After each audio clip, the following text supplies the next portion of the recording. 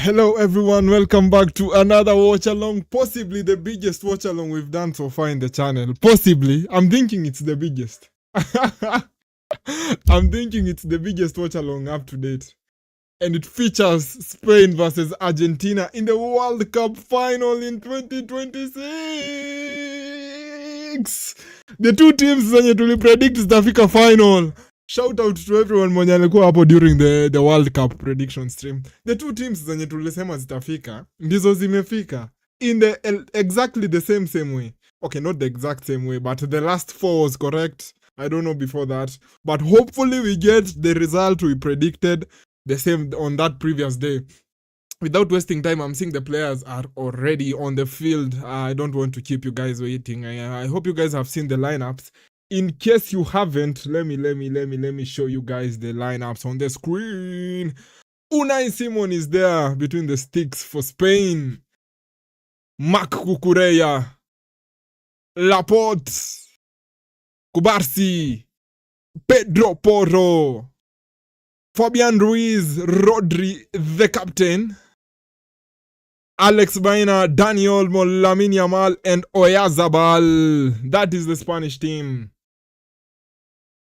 That is the Spanish team. That is the Spanish team. And then we turn our attention to Argentina. Argentina. Martinez, Dibu Martinez in goal. Tagliafico is there. And then Lisandro Martinez alongside Christian Romero. Montiel is back on the starting 11. Molina dropped. De Paul is also there, back into the starting 11. Enzo Fernandez is there. Mark Alista is there. Nico Gonzalez is there. We'll talk about him being included. Messi alongside Julian Alvarez. Messi being the captain of the day for the Argentine team. Leading his team into yet another final. We will have to have a discussion about him, but let's hold our horses. Yeah, I want us to talk about... I don't think the Spanish team may change from the previous game. That is the semi-final. The team that did so well against France. And then the Argentina team, your right back position, I've been complaining about it. Hopefully leo nitakuwa ile siku yenye nitasema leo right back wetu hold it down. Montiel back into the starting 11. I think na De Paul wanafaa kuwa wanasaidiana on that side in terms of the defensive side. And then I also want us to put our attention on Nico Gonzalez, the Argentine left midfield, left wing, alongside Tagliafico. They are keeping an eye on this young man here. This young man here, Lamine Yamal. They will have to keep their eyes on him. So I think the reason why Gonzalez amekuwa placed into the game, amekuwa selected, is because he can put in a defensive shift and help Tagliafico defend against Lamine Yamal. Nico Gonzalez assist Tagliafico with defending against Lamine Yamal. Yeah, Paredes dropped. Any concerns, guys? Any concerns about Paredes being dropped? I saw the team and I saw one thing. Can I tell you what I saw? The moment I saw the team, I interpreted it as Argentina are ready to suffer in terms of not having possession. I think that is what when I saw that lineup, I knew Argentina wamekuja and they're okay with suffering without possession. They have some very good midfielders when they can play with a lot of intensity. A lot of intensity on the field today for Argentina. And it is going to be needed against this Spanish side. They are going to need to put in the aggression, the intensity. Because we know how good Spain are at keeping the ball. Wacha tuangalie team ya Spain. I have picked out potential weaknesses za the Spanish team. Nadhani ni wapi. I will be very intent. I'll have a lot of intention in terms of observing how the Spain team presses. How they press for me, and I'll be keeping an eye on that because I think pia hapo hawajatuonesha great. I know against France walikuwa na win the ball back, but Yeah, I'm looking at Oyarzabal in terms of pressing Romero, Martinez, and Lisandro Martinez again. I'm looking at it, and I think hapo kuna potential weakness. I am just feeling, this is just my feeling. I'm going to tell you guys. I'm feeling Laporte kidogo anaweza kuwa exposed leo. Si kidogo. I'm thinking Laporte atakuwa exposed. I'm thinking anaweza kuwa exposed leo. Si anaweza, atakuwa. I think he'll be exposed today. Morgan anasema, of course Enzo Fernandez can't hold a mascot of color. Sijaona hiyo, maybe sasa you are on to something. A minute.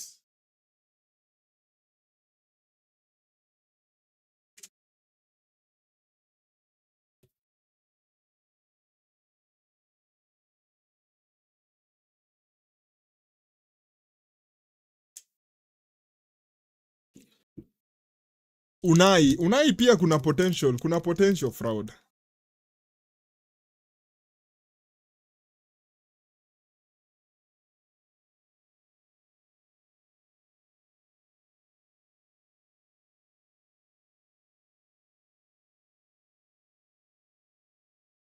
Team number 1 versus team number 2 on the FIFA rankings.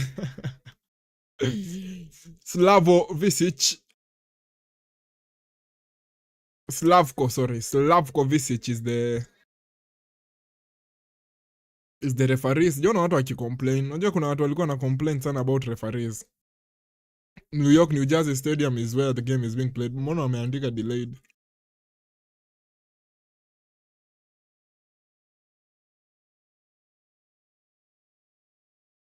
$82,000.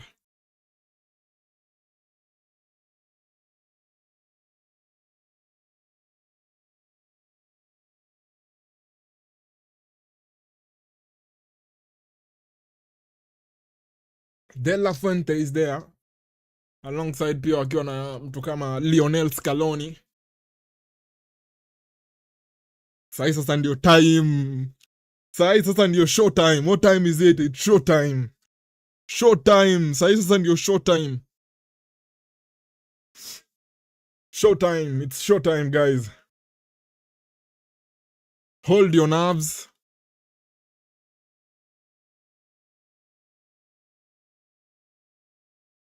Wanafanya naona the Buffer brothers, that is Bruce and Michael Buffer doing the introductions. Kuna mtu ameona, kuna mtu aliwatch nini? Aliwatch closing ceremony. Sikuwatch mimi, unfortunately. Unfortunately, sikuwatch. I was finishing up on The Last Dance. That is the documentary I told you guys I'm watching. It's actually rewatching because I watched it back in 2020. FIFA World Cup final imeanza. It's underway, gents.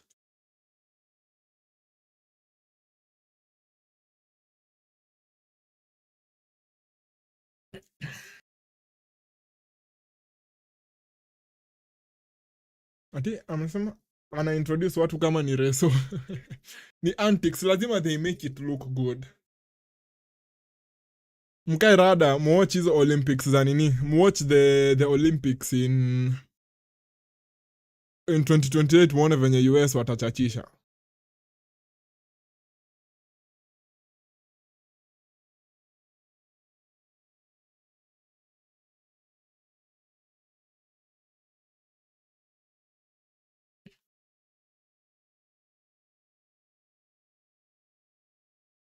Pedro Porro.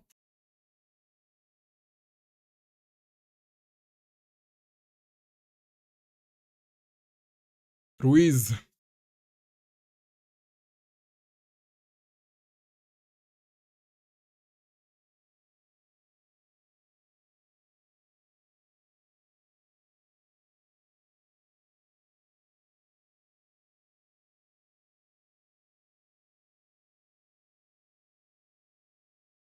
Free kick hapo.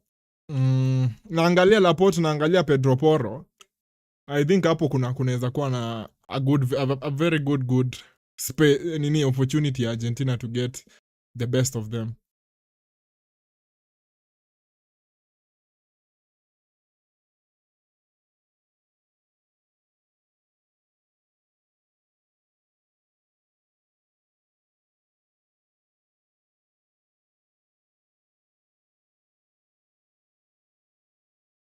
Safi sana Taliafiko.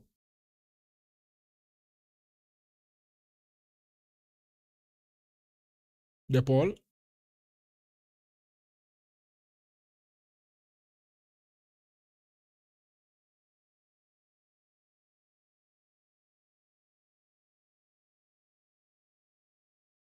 Enzo. It's time I change my opinion on Ruiz. Bro, zile opinions zenye umechange hii World Cup ni mingi sana. We are identifying you as the fraud. The number of times umechange opinions hii World Cup, bro, we are worried about your football knowledge. We are getting worried about you in terms of football knowledge. Unatushtua.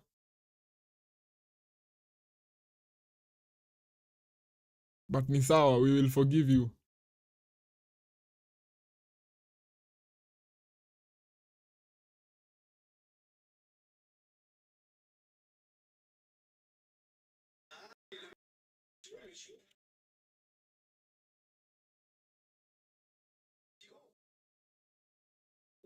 Mpira inatoka nje.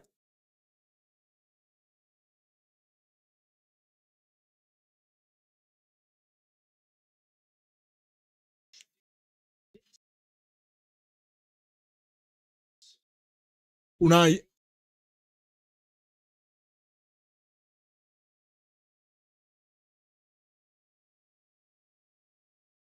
Bayern na Montiel coming together. Referee anaambia Montiel kalma. Referee fraud. Montiel ndiye amekuwa fouled hapo, but referee haoni.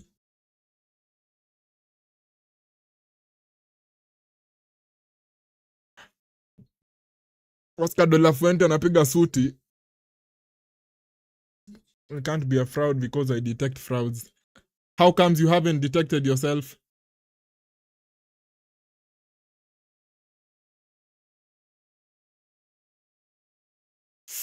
Lamine Yamal chance.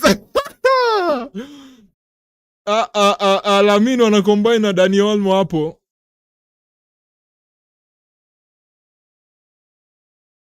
Hiyo ni chance. Hiyo ni chance.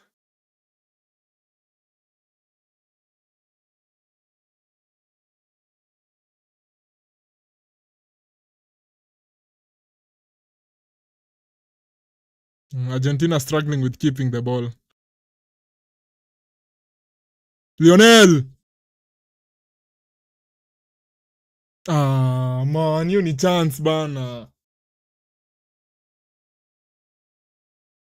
Messi kama ni 10 years ago, Messi on that ball, anafikia hiyo ball haraka sana.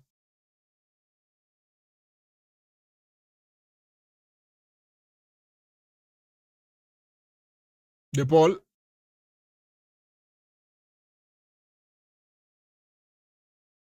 Argentina need to calm down a lot with the ball in their half. They need to be very, very calm with it. Wasijaribu kupanic.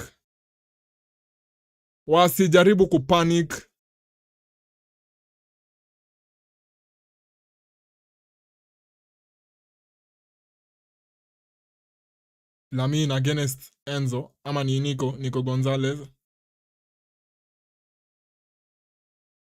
Fabian. Rodri.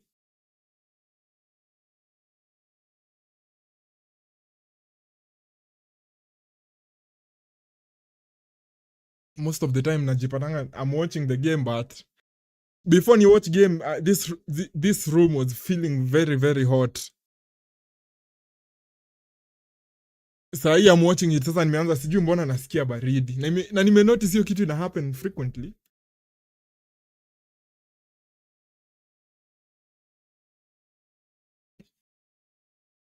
I'm telling you guys.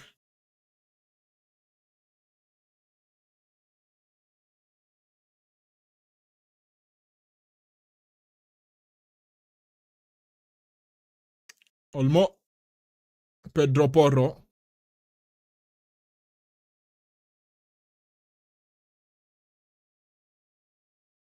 Tuliza Nico Gonzalez. Tuliza ball Nico. Bana Nico Gonzalez bana. Tunaumia bila ball alafu unapata chance unaanza ufala yako hapa.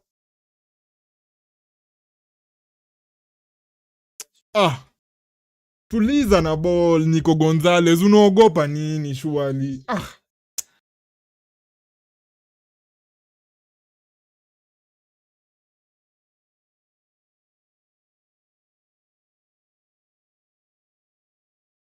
Tulizeni ball in your own half, McAllister. Angalia.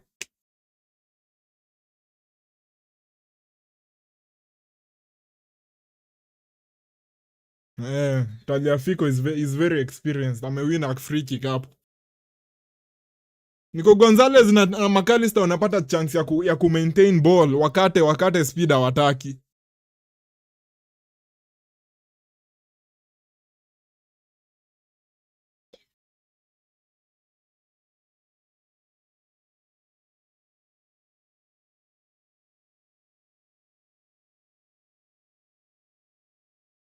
Licha karibu ajipige on goal akia nani.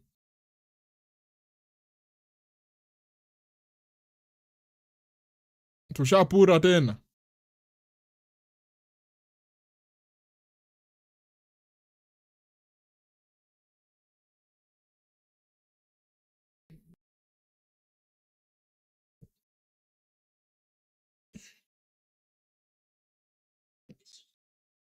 Taliafico on the throw-in. Control the ball, maintain possession, usiogope. We have played against a very quick France team. So we don't have any reasons to be worried. Ama to panic because of it. Sangalia Lisandro bana.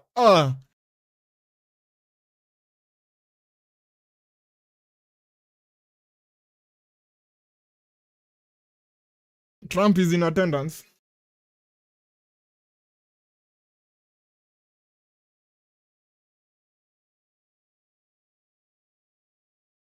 Unai anapura.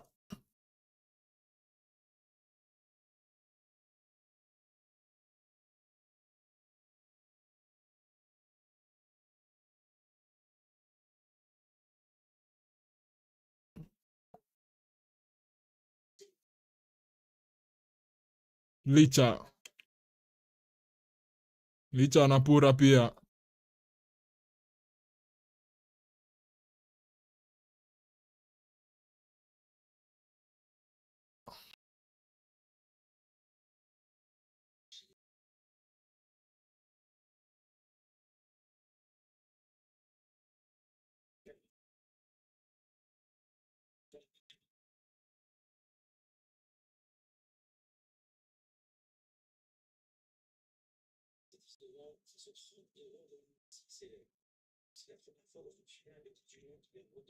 I take back my revision on Ruiz. So where are you? So uko wapi sahi? Ruiz is bad ama he's good? Where do you stand?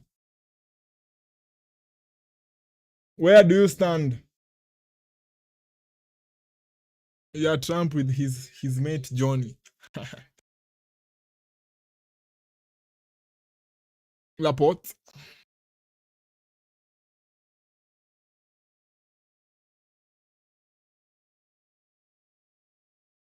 Montiel on Baina very very quickly. Montiel alikuanga Sevilla. Ashaikuwa nini? Ashaikuwa Atletico.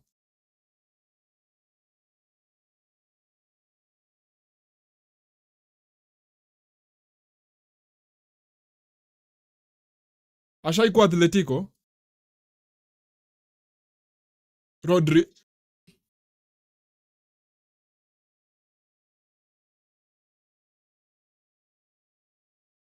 Good defending by Lisandro.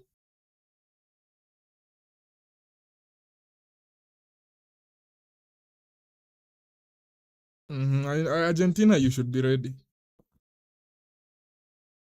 You should be ready, and as a matter of fact, you should have anticipated this.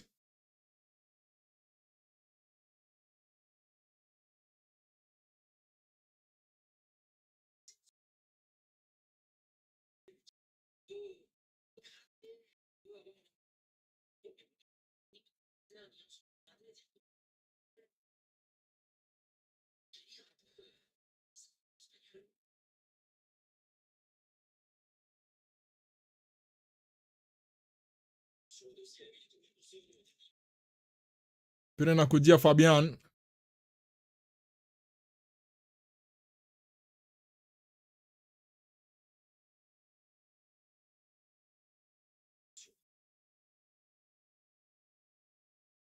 Drawing España.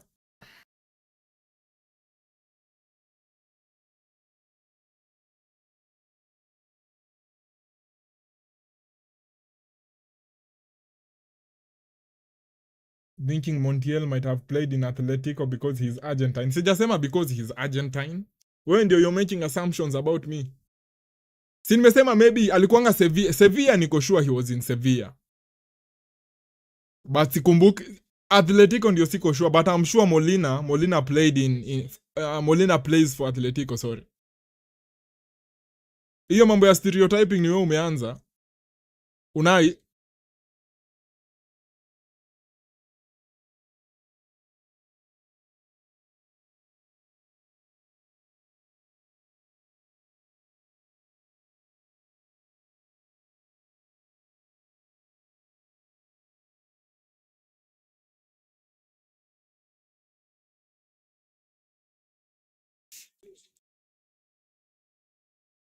prepare to suffer, Argentina. Prepare to suffer.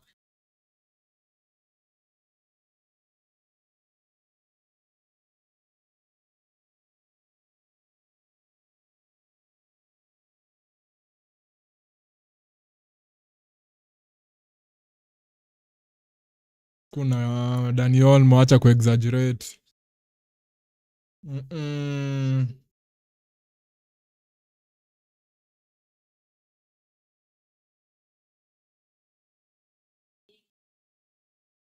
Yeah, hata ndiye amekanyaga McAllister. Yeye ndiye amekanyaga McAllister. What the fuck? Yeye ndiye amekanyaga McAllister clearly. We know you're thinking, nah. You don't know my thinking, bros. Daniel Olmo ndio unakanyagana, acha mchezo.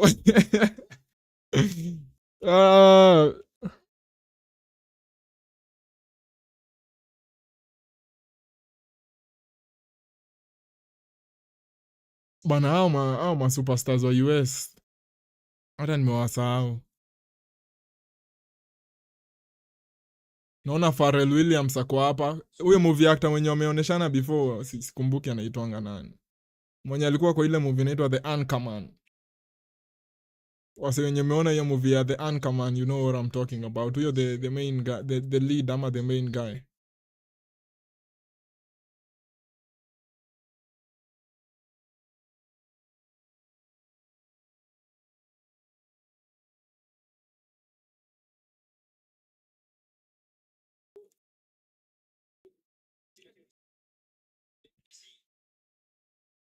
Jamaa ameangukia Messi.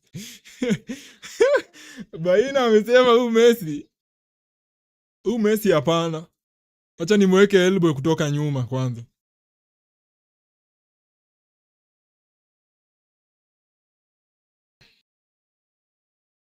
But as a player, tuseme hata ukicheza for kama 5 years. See, there is a way you develop your instinct ya ku-anticipate contact. So you also know, nikianza kuanguka, you know how to control your body.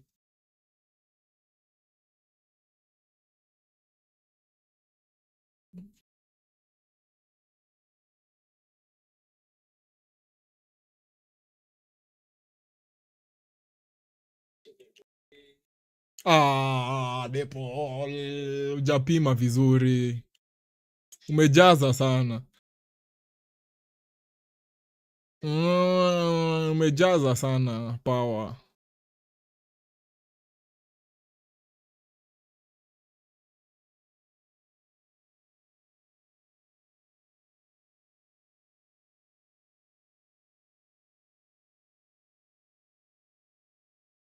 Support hapo kwa Lamin. Support immediately. Goalkeeper. Nice one.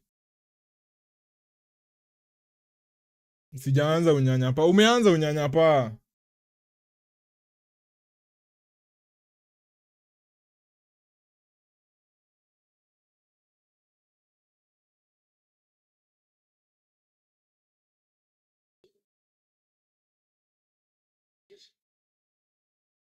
Unai anapura. Unai anapura. Unai.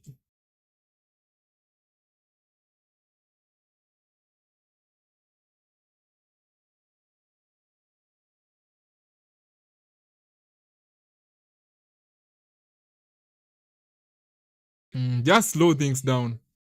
Slow things down as much as possible.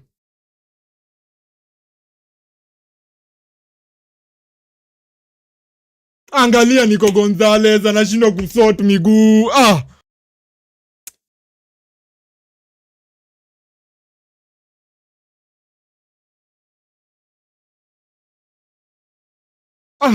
Bana huu Nico Gonzalez man. Damn it.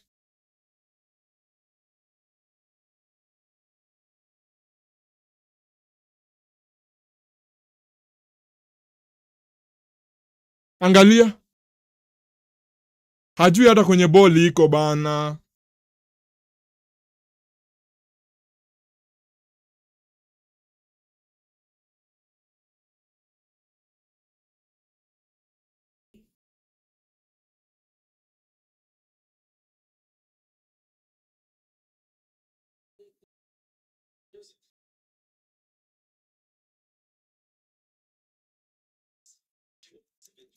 Aya, imeanza kuget feisty. I'm feeling game imeanza kuget feisty. The game is becoming feisty. I'm feeling it build up slowly. I'm feeling it build up.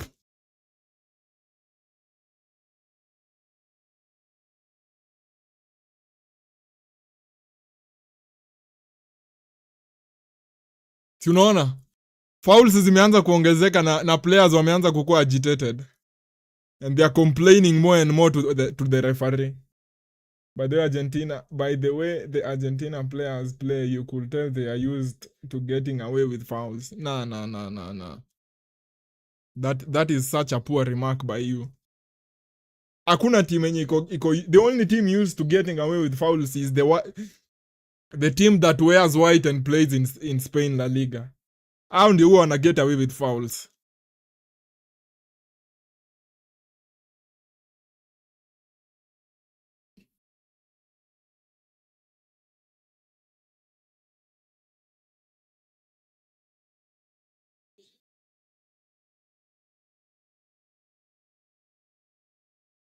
But sahi we are seeing two very different styles of play being executed here. From different continents.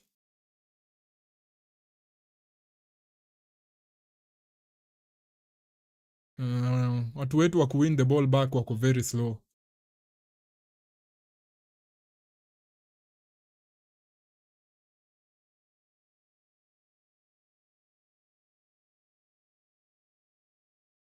McAllister especially pia ana react pole sana. I will want more speed from him.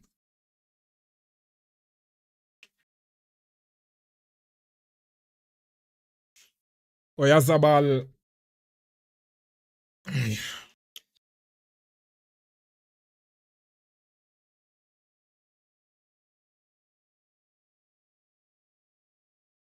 Pira unatoka nje. Throw in.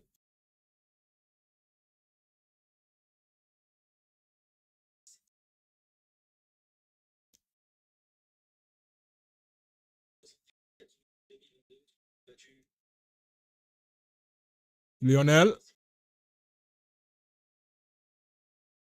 Angalia Gonzalez. Bana huu Nico Gonzalez anani frustrate bana.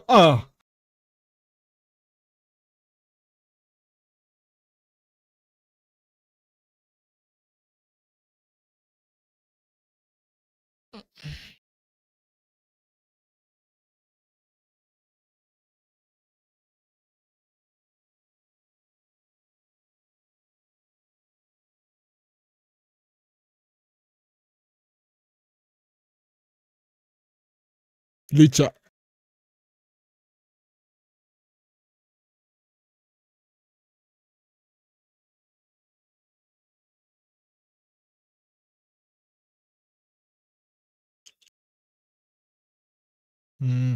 I think mtu hata anaweza sumbua for Spain ni Dani Olmo. Guy, Dibu Martinez unapata ball unapigia tu Unai. Ameshika tu ball akachukua akapigia Unai.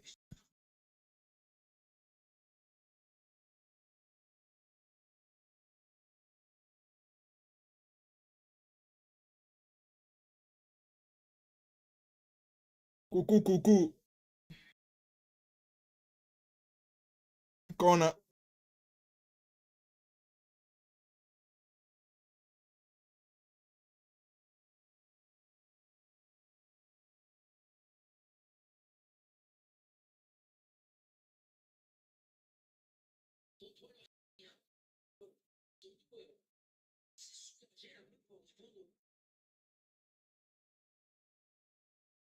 Corner for Spain.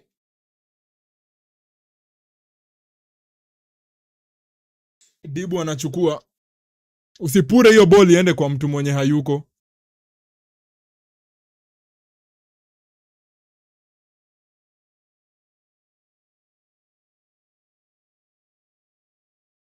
Licha.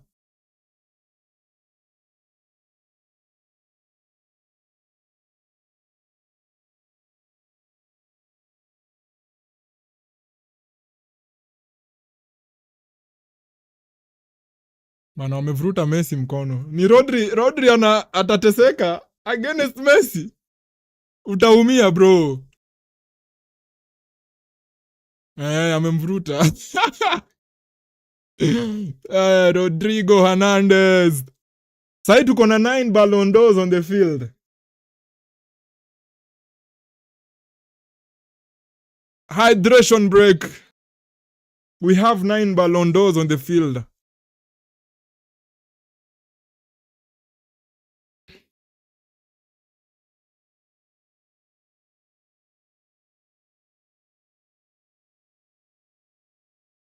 What do we think about the first 24 minutes? Very, very expected. Expected what we have seen. Whatever we have seen is whatever we expected. Right? I expected the first 20 minutes, basically the first half of the first half, ikuwe hivyo. Ikuwe ni Spain with the ball, maybe 2 chances or 3 chances here and there. And then Argentina had to be solid. And they have to. I still think bado hadi first half iishe, lazima Argentina wakuwe solid. The last 5 minutes ama the last, sidhani inatosha 10, but the last 5 minutes, they became more, walikuwa wanajipata na possession more and more. And I think that is how they will have to build up for this game. For them, game plan yao is very opposite from Spain. Game plan ya Argentina ni stay solid defensively, stay solid, don't concede, the game will come to you. Wase wenye huwa mnawatch F1, you know what I'm talking about. Tunasemanga kwa F1, the race will come to you. Usianze race upate uko number 4 and you want to win, na unaanza kukua anxious, unaanza I know these are F1 references, so maybe most people might not get them. But usianze kufanya nini? Kujaribu kuwin the race within, the race is 40 laps, na unataka kuwin within lap 1 ama lap 10. It is basically impossible. Okay? So you let the race come to you. Unaacha tu bora tu uko solid, you are doing your job. You're doing your job, you're letting the game come to you.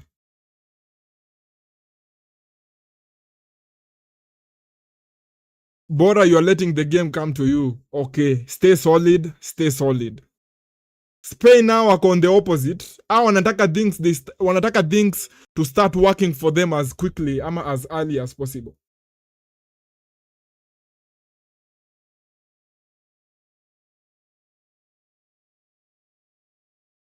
You understand me? So the contrast ama the nini, The approach is opposite to each other. I think Spain bado wanajiaminia despite the minute bado they have very good players on the bench to make a difference, but we watched the game against Portugal last year with you guys. Si mnakumbuka hiyo game ya Nations League, and we saw how frustrated Spain can become when they do what, when the game doesn't come to them, ama when they are not finding things during the game.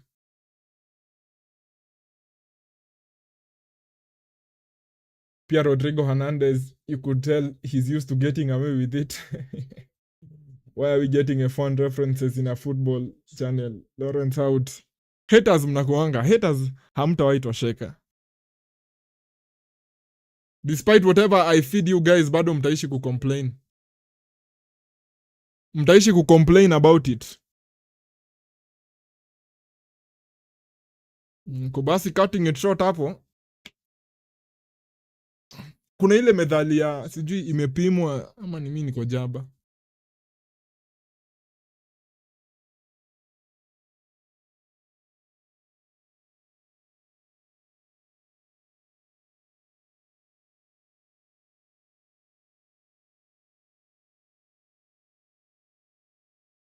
Foul on Lamine hapa by Tagliafico.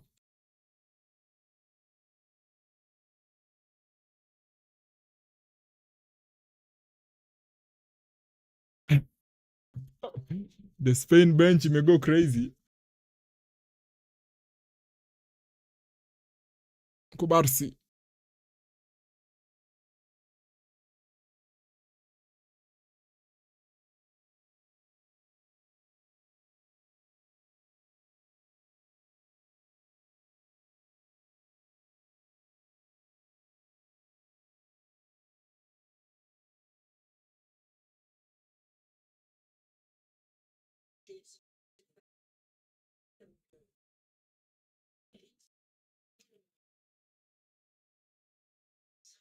Good defensive work hapo Licha.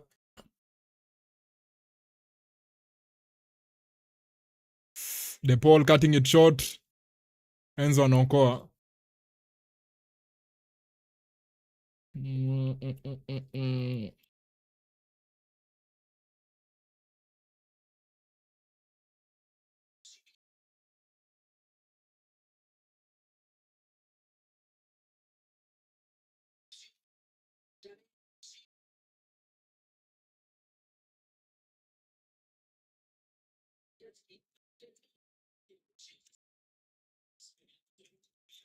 Good defensive work hapo my Kukureya. Aya, Spain wanaweza stretch Argentina slightly hapa. Argentina get back in shape quickly. Fabian.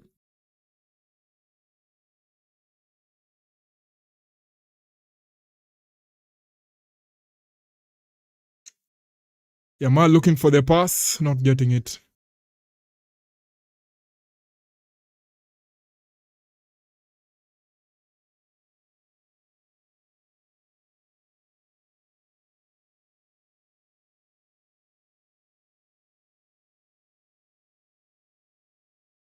You have to be ready to play ugly football, Argentina, today.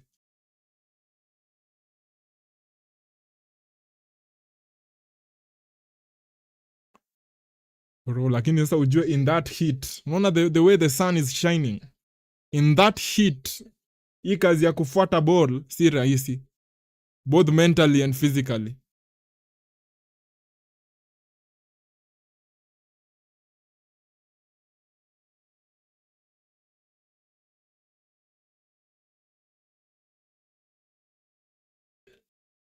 Romero caught in a tight spot.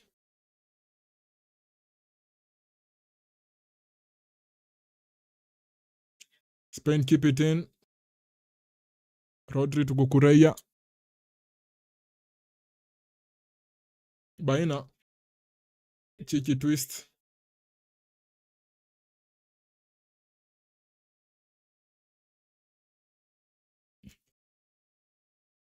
You have to be ready to play ugly football. Very, very ugly football.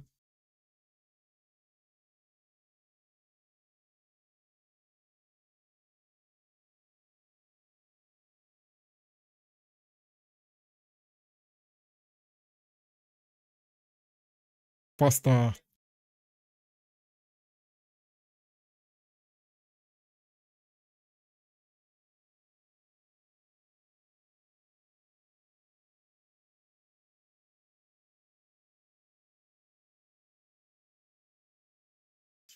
Rodri anavuruta shati. McAllister anavuruta shati hapa. Rodri is pulling his shirt clearly.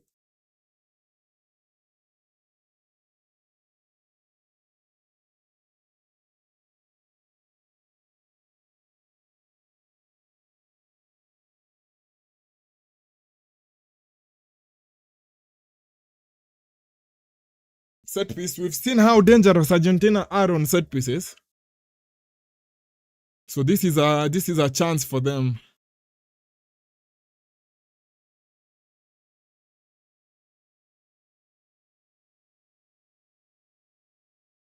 I'm gonna decide to go short.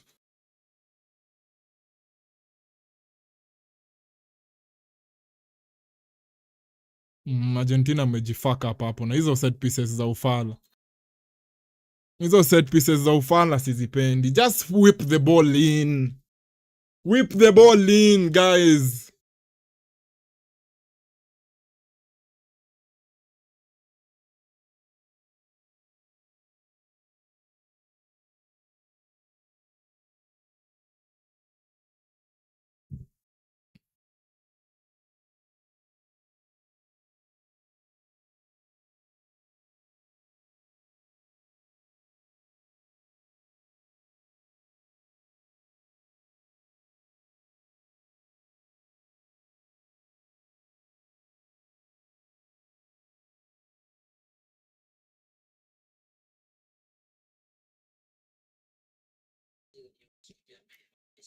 Chunga huyo Kukureya.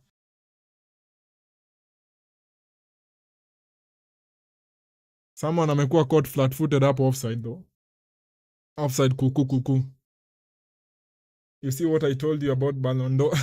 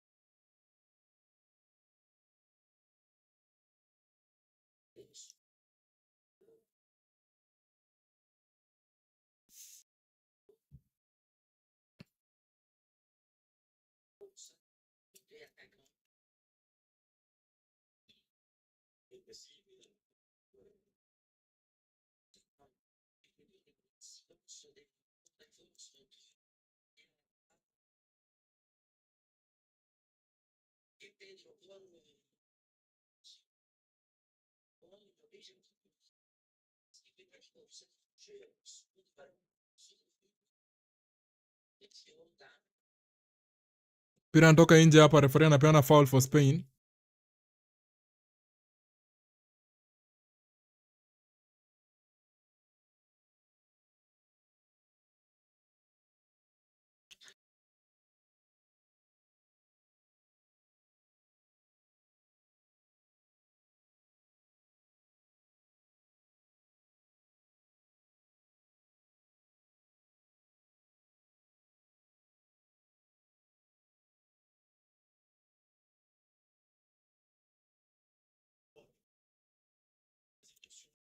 Enzo karibu patikane hapo.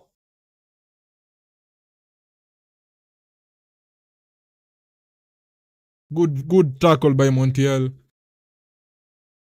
Enzo kuwa rada my guy.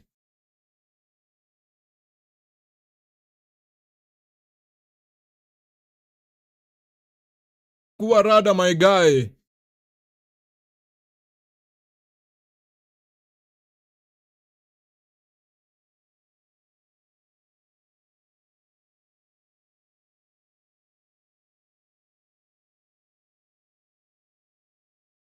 Lamine ameanza ku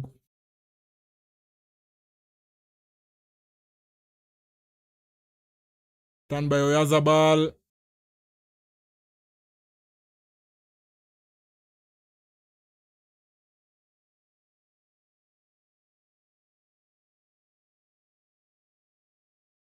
Naletwa ndani dangerous.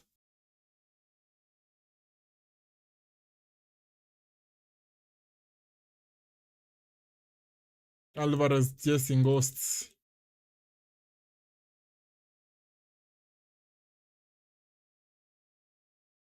Chasing ghosts.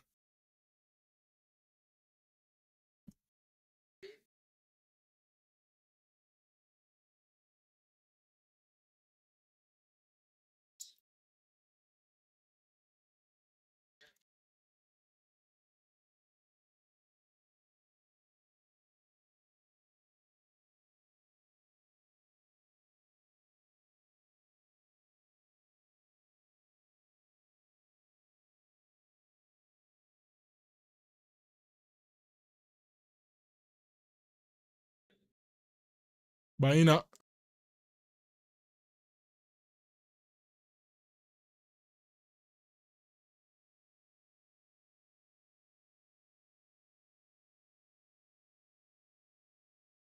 Pira bado iko na Spain.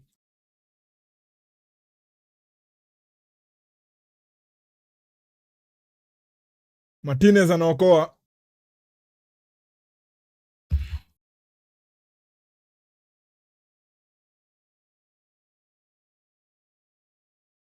Nani ananitext sahi?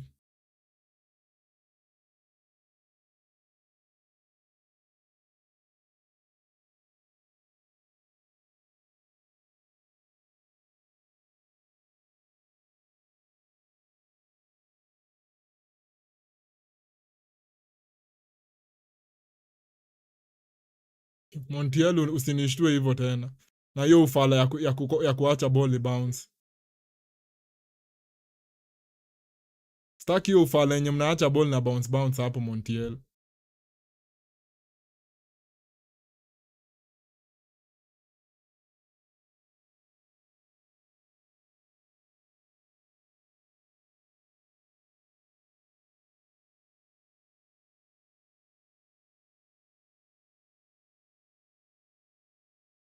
De Paul.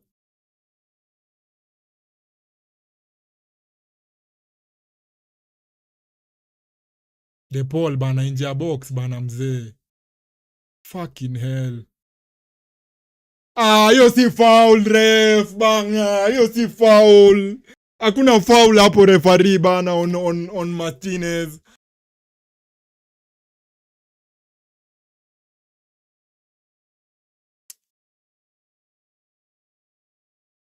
Hiyo ni Angalia wote they've tangled each other's feet bana ref. De Paul bana amefind chance hapo bana aeke bola nje ya box yeye anajaribu to go for the fancy.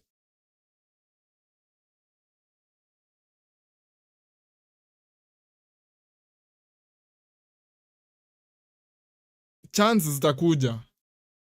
10 minutes to go. Unajua siku hizi mpira tunacheza hadi dakika ya 50.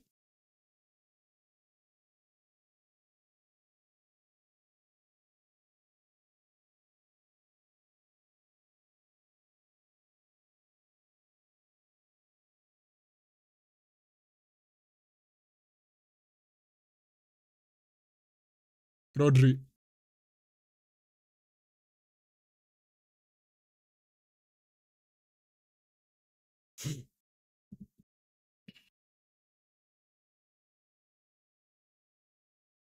Marcardo libre. Inamaanisha nini? Oyazabal, I don't like Basque. Chunga cutback.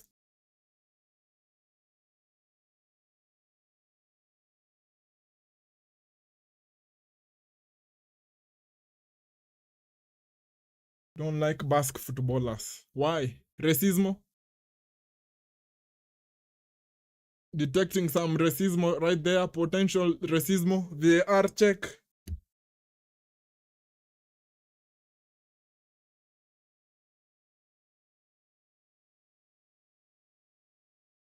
Guy, McAllister, what the fuck?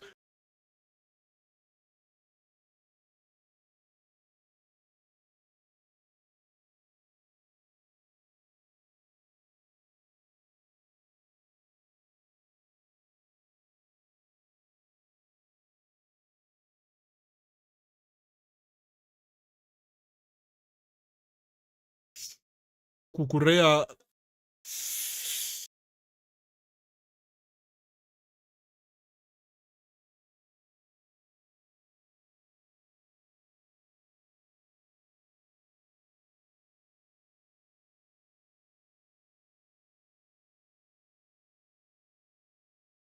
Someone is down for Argentina. Lisandro Martinez is down. Watu wanasema ni sub. Lisandro anakuwa na shida ya hamstrings.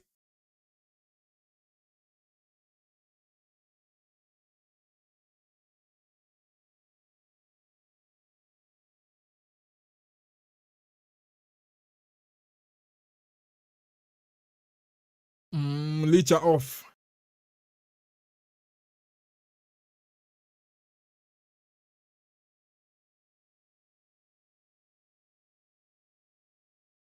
Licha is off.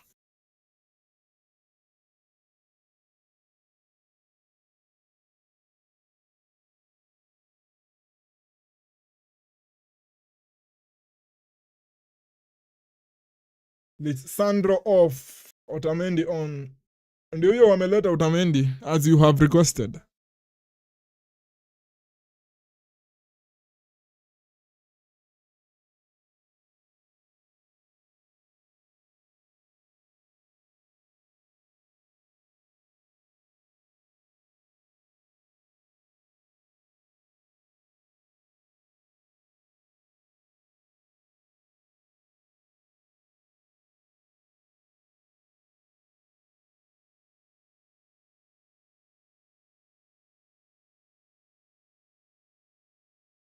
Draw in Argentina.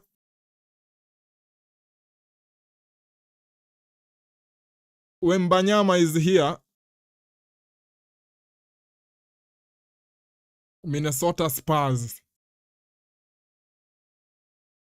Hiyo ndio timu yake, Minnesota Spurs. Minnesota Spurs.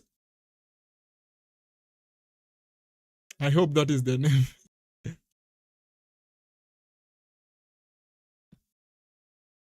Alvarez.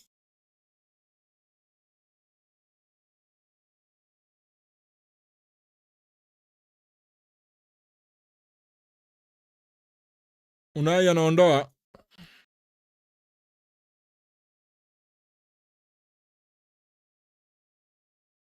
Nice one, Gonzalez. Guy.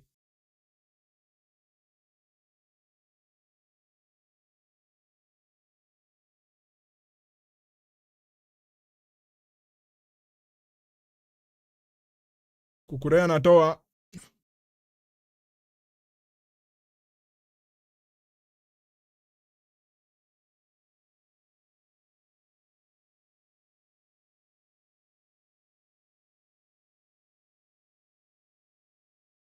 Nice one, Montiel. Shit pass. Montiel angekuwa offside hapo.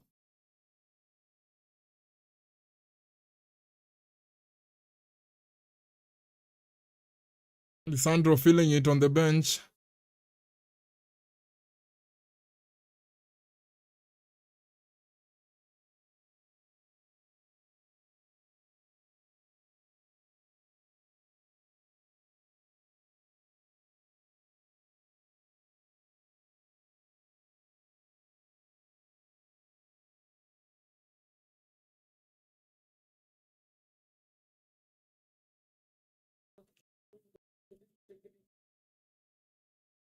Turudi nyuma guys, turudi nyuma McAllister. Sasa si masaa ya kwanza kukua excited, tunataka tufike half time.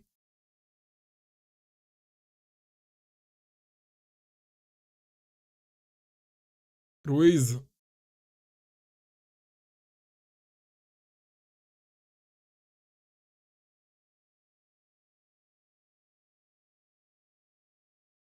Messi winning the ball back against Oyarzabal. Messi draws the foul. Why is it mtu akikunywa maji anaharibungi Big G?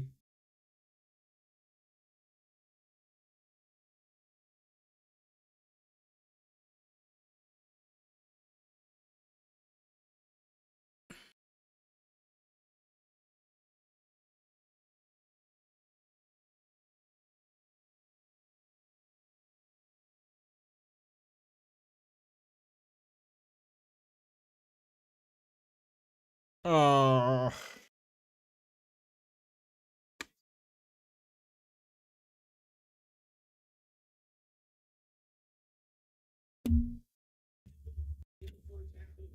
One minute remaining.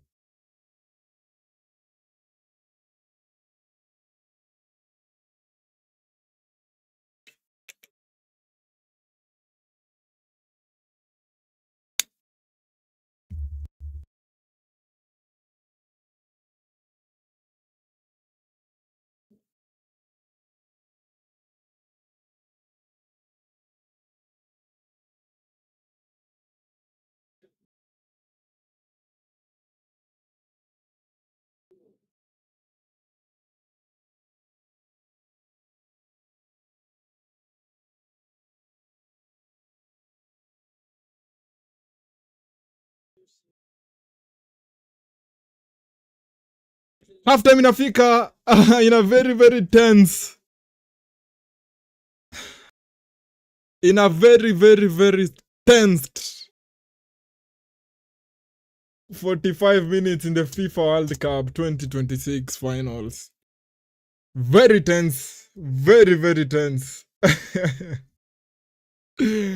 Very very tense.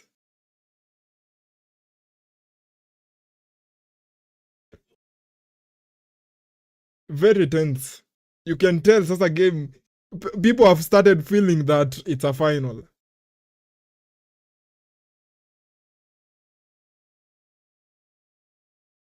But it's okay.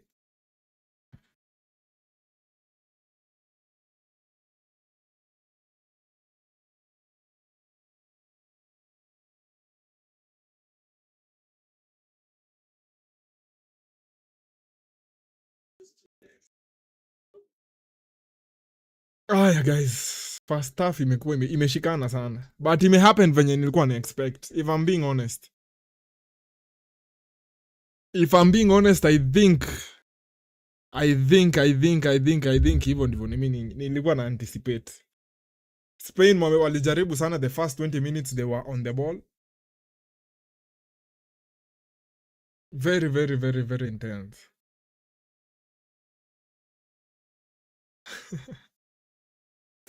At the end of the first half, who do you think feels better between those two teams?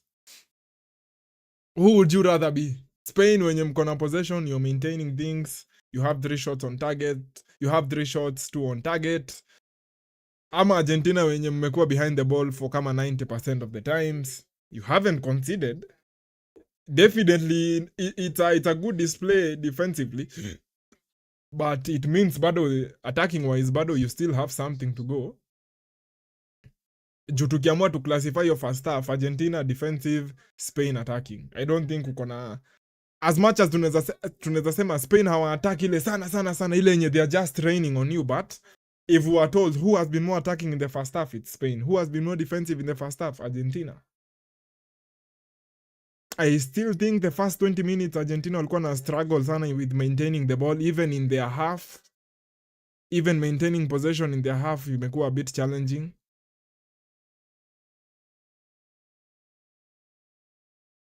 But naangalia De Paul, naangalia Enzo, naangalia McAllister, Gonzalez, niko like if wacha tuweke lineup kwa screen niambie. I still don't think kuna any need for a substitute so far. I don't think kukona anyone that needs a substitute. Okay, we needed a substitute because Lisandro got hurt. But I mean tactically. But sasa unajua from point of view ya Argentina ni like that first half, is it something that we want to go on in the second half? Do you want the same rhythm in the second half in terms of them having the ball and we being behind it? Because yeah, mimi siko comfortable with the opponent having the ball more than me. Morgan anasema Argentina will feel much better for not conceding, but wanashindwa kumove. Yeah. They wana struggle even putting kama 10 passes together. They are wako very tense. Na they are tensed because they know opponent mwenye tunacheza naye ni very good on the ball. So kuko na hiyo ka added pressure ya We need to do better on the ball. We need to do better on the ball. They need to remove your anxiety. You get it? That is what mimi nimefeel from Argentina. Kuko na ako ka anxiety ka tukipata yetu tu pass twende mbele hivyo. I don't even if mimi nimefeel wamecheza anytime wamekuwa na the ball. I need them to be like si ndio tuko na possession sawa, si ndio tuko na possession, acha tu observe. Okay, hapana, huyu nisipass hapa ni pass pale, huyo ndio akona, mimi ndio nimereceive, acha niangalie kuna option mbele, acha ni maintain one body feint narudishia nyuma and so on. I want more calm on the ball. Nataka wa relax even more than that. Na sisemi ati wakue wa lose complacency ama wakue complacent. I mean wakue more comfortable on the ball, because that is the only thing that can save them. Sisemi washindani na Spain keeping the ball, but time yenye Argentina watakuwa with the ball, they should be okay with it. They should be okay with keeping it, yani. Get it? Goalless at halftime though, but maybe nikiangalia hiyo game niko like it's a World Cup final, kuko na hiyo aspect ya Argentina hawajakuwa on it, they can do better, maybe you need to improve to inject a substitute here or there. Okay? Halftime show inakuja. Let me go for a break and then I'll come back before they start the halftime show.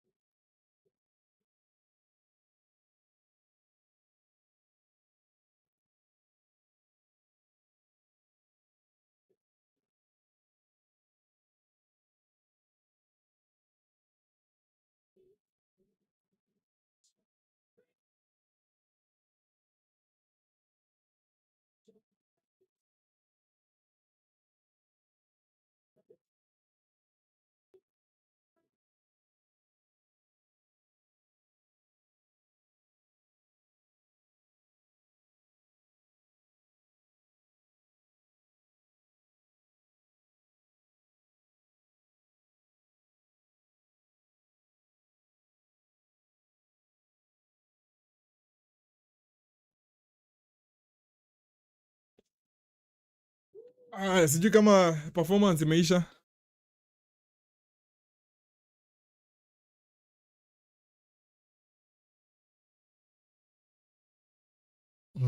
Kuko na performance wanaput up hapa.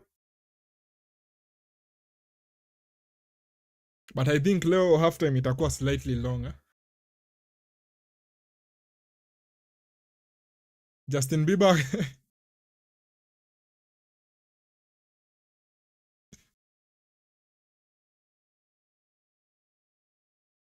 JB Justin Bieber pia na perform. But it's good. It's like it's not something we are used to as football fans. Kidogo niko hii light yangu iko bright sana.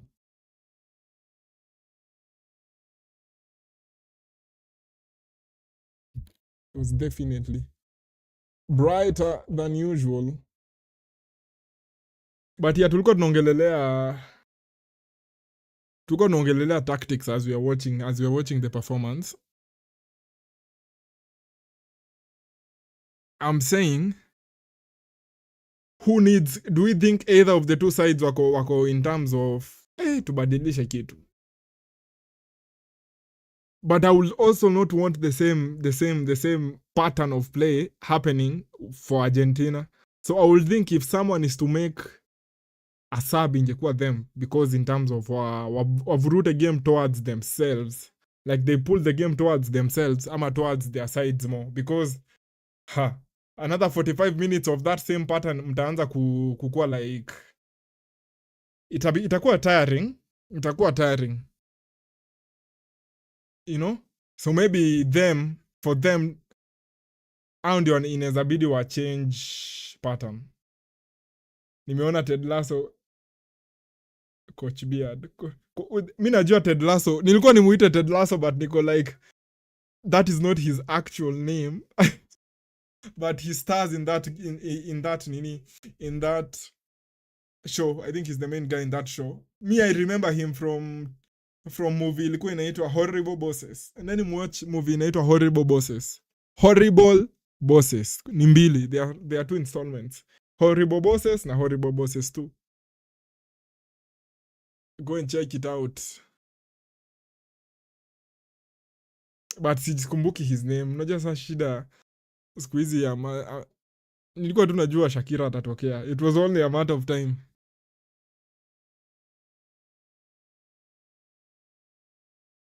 I think this is the last performance.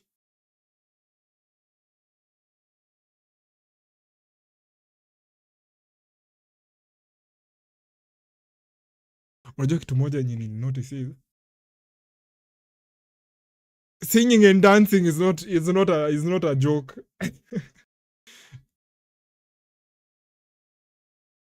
Wana perform hiyo ngoma inaitwa Die Die. Burna Boy representing the entire African continent. Bana walete World Cup to host World Cup in Kenya. World Cup tu moja, FIFA. Just one. You see how we are going to reinvent the game. Sasa shida game zote zitabidi zichezewe which stadiums in Kenya?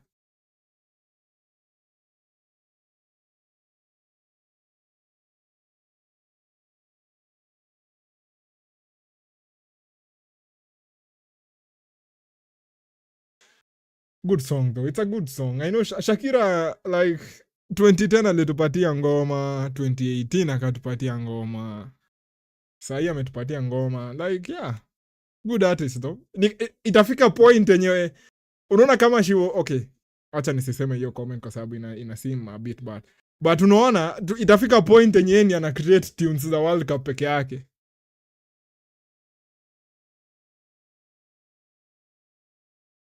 Unaona World Cup ya 2030 considering itakuwa the 100 years anniversary. I think just my opinion wanafaa kuleta our artist wote wenye washai kuwa na ngoma za World Cup, instead of creating one new song. Hizo songs zote zenye zimekuwepo different zikuwe zinakuwa played throughout. Kwanza ile ya 2010 Waving Flag, one of the best football songs out there. Enzo isn't watching the Shakira performance because fuck off. Usilete nini yako hapa. Hiyo hata si stereotyping. Wewe at this point you're point blank harassing Enzo Fernandez. Wacha ende Real Madrid you start to cheer for him.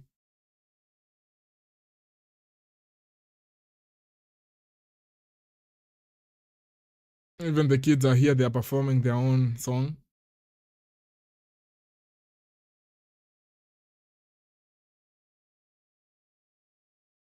They are showing the entire planet. Si uzuri si kama ile ya 2024 Paris Olympics opening ceremony. Very satanic. Wenye hamku watch your Olympics opening ceremony, don't you go and watch it. Your performance will signify everything wrong with the modern world. And that is my opinion about that 2024 France Olympics opening ceremony.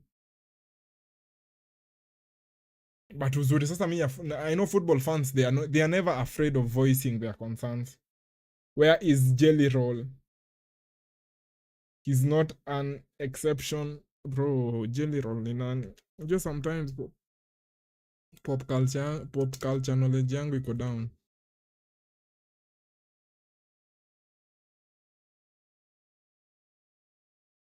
American rapper.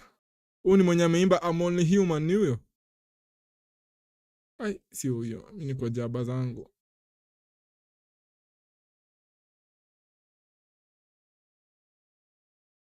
I've never heard of this guy. This is the first time I'm hearing about him. So maybe hapo I have some research to go and do. I've never heard of Jelly Roll. So maybe hapo I'll have to listen to his tunes. Naona wanasema he's an American rapper and singer. Thank you for informing me about him. I didn't know about him.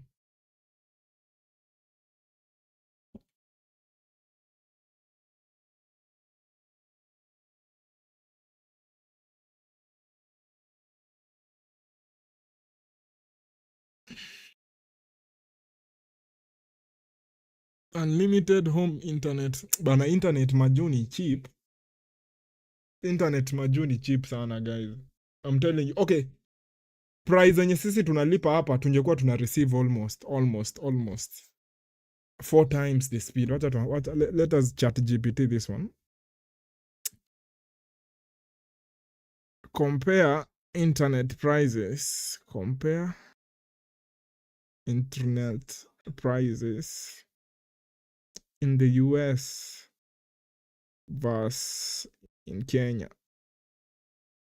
Internet yetu ni cheap considering ni expensive, I mean. Although nimeona ISPs wameweza kudo something with the speeds, wame improve, though we are not where we used to be 10 years ago. Unajua 10 years ago the same internet yenye natumia saa hii I use 40 Mbps. 10 years ago, sema 2017 when I first got this internet, ilikuwa 5 Mbps. So maybe I'm not giving them credit kwa sababu ime multiply 8 times. Okay, maybe hapo I should give them credit. But over the last 10 years wameweza kutuvuruta closer towards high speeds. But yeah, back in 2017, the same amount I'm paying today for 40 Mbps, I used to pay the same amount for 5 Mbps. 5.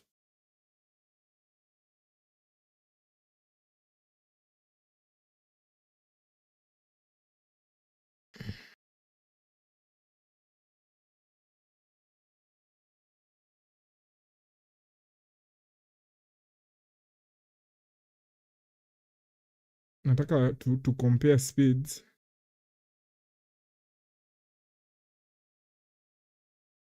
2000 6000 TSH.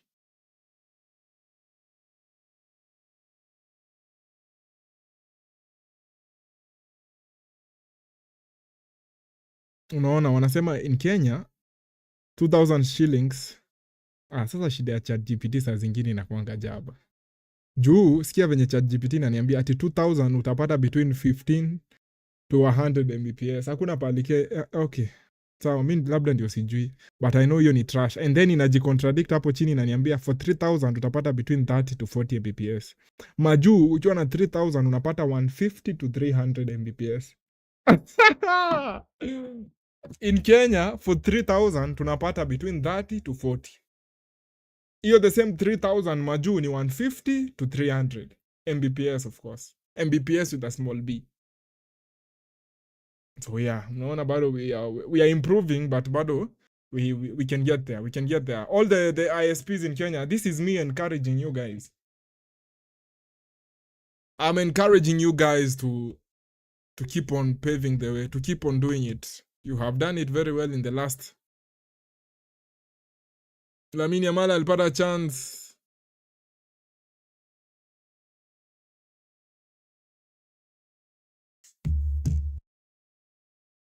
...2018 final, a time like this kulikuwa na mabao, I'm pretty sure.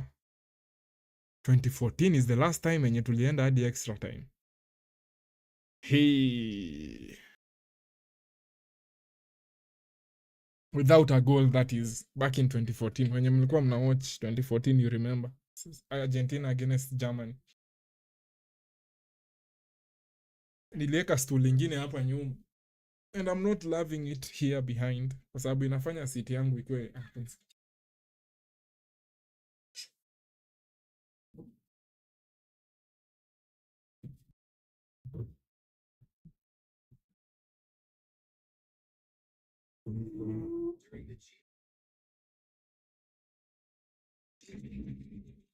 But sasa the disadvantage is time ya gaming kiti huwa inasonga nyuma sana unnecessarily.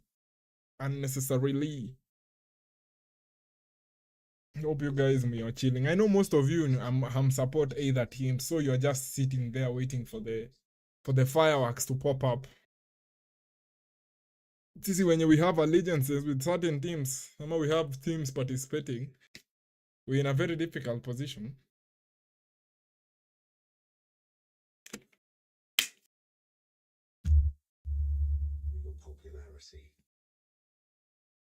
Inakuwa very, very what? Very tense for us because we have sides that are participating. You get it? I was thinking United fans nafaa sign Enzo to discourage fan. That is not a good comment, Morgan. You are better than that. Argentina. You are better than that, Morgan. These halftime performances have been as poor as Oyarzabal. What? Kwani Oyarzabal anakuwa na halftime performances? You didn't expect me to interpret it directly. Oyarzabal doesn't perform at halftime, so I don't know why you're comparing his performance to this halftime performance. For me, it's okay. Will it be something I'll be demanding for every game? Nah. Am I every final? Nope. No. See ati next time World Cup ikikuwa fixtures wakirelease, nitakuwa like, nani ana perform this time? Hizo ni mambo za Super Bowl. Hizo ni form za Super Bowl. Si wase wa futa nataka tu kuwatch futa. Get it?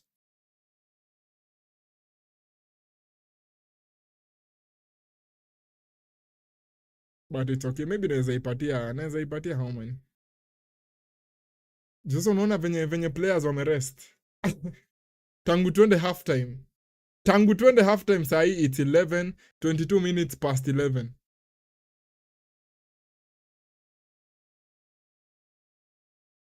Players wamerest more than 30 minutes.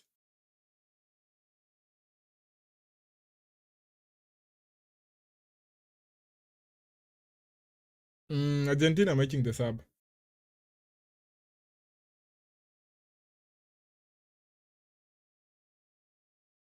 Paredes on. Nico Gonzalez off. Expected. expected kwa sababu hapo in the midfield kidogo tulikuwa tunaumia in terms of controlling the ball, keeping the ball. Paredes on.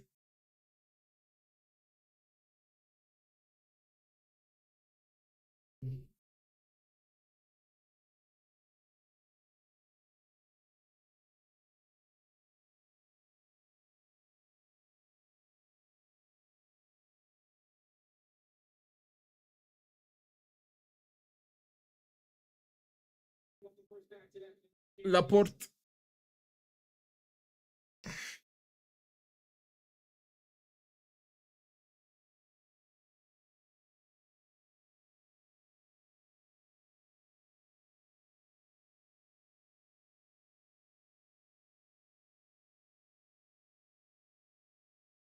Nimeenda tu kumention nini ya keeping the ball.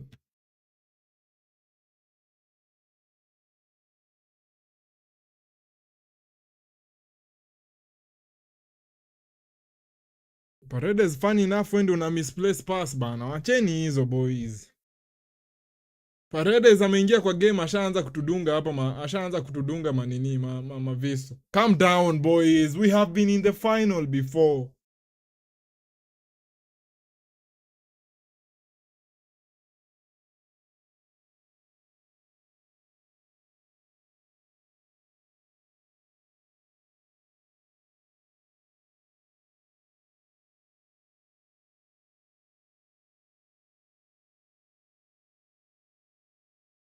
The ball.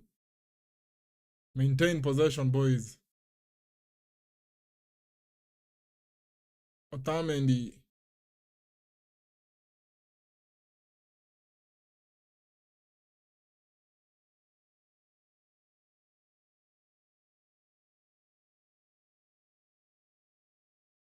Wamepumzika for exactly 25 minutes.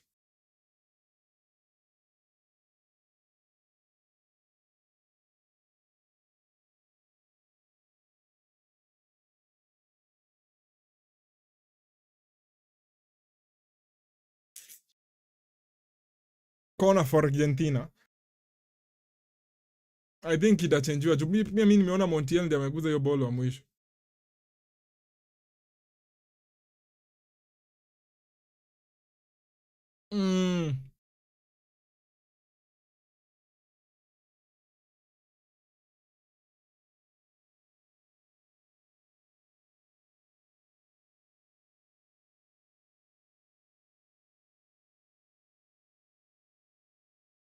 Na wajangalia.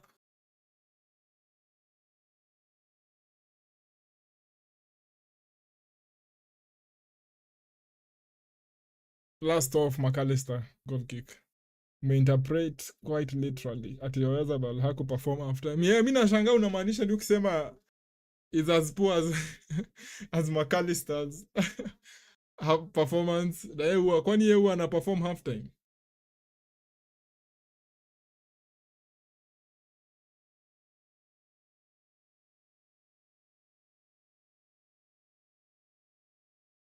Unai anapura.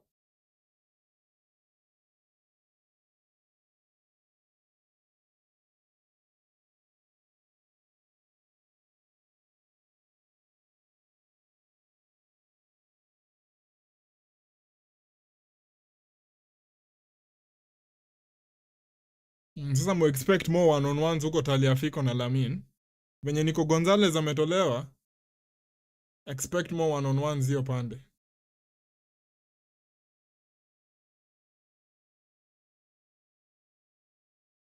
Nice one.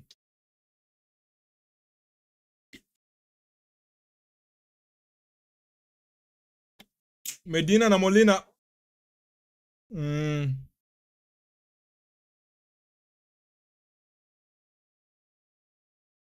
I think Scaloni is detecting that Spain have react to what he's done and it's working. So he wants to throw on Molina and Medina.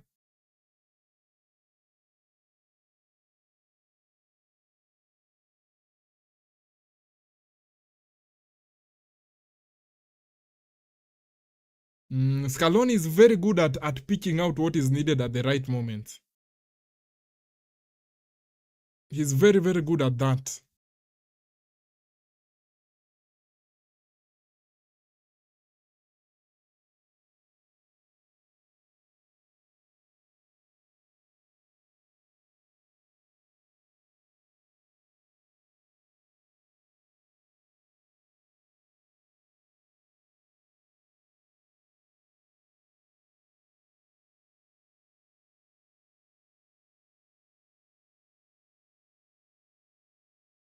Paredes.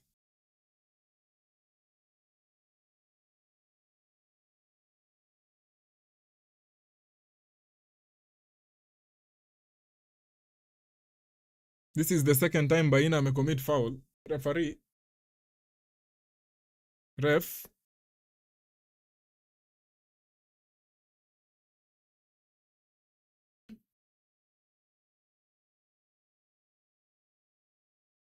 Spain hawavangi nini yao ya nini.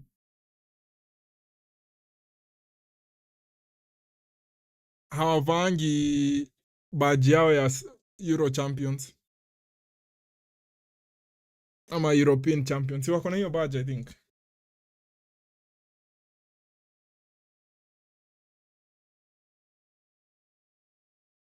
Unasema I was thinking walete Nico ageuze Montiel kama chapo moto.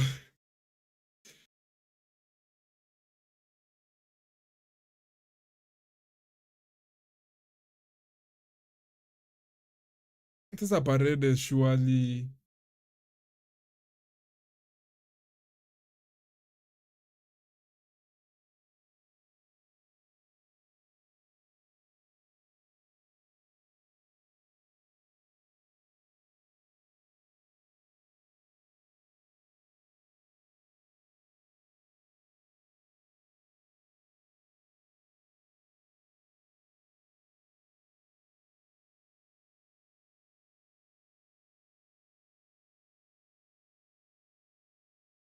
Amepata yellow, ameponea yellow card, alafu anaenda kusukumana, anapoa yellow card.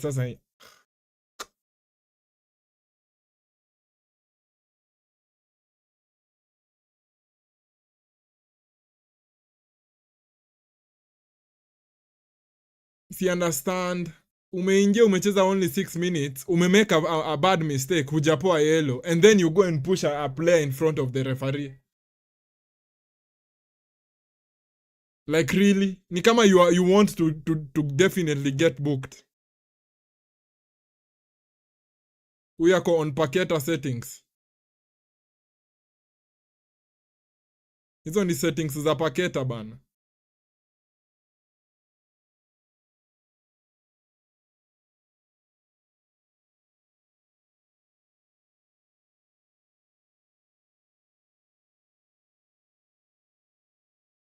Hizo ni Paketa settings bana.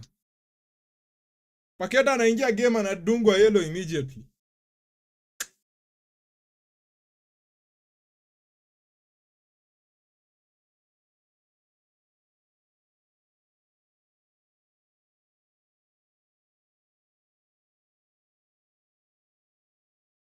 Game imeanza kuwa physical.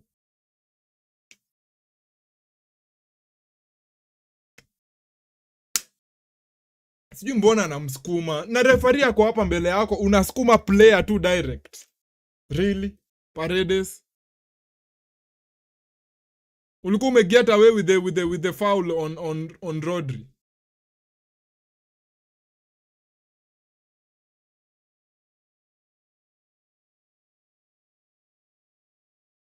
Baena pia amezidi. Referee Baena 3 fouls in the last 10 minutes.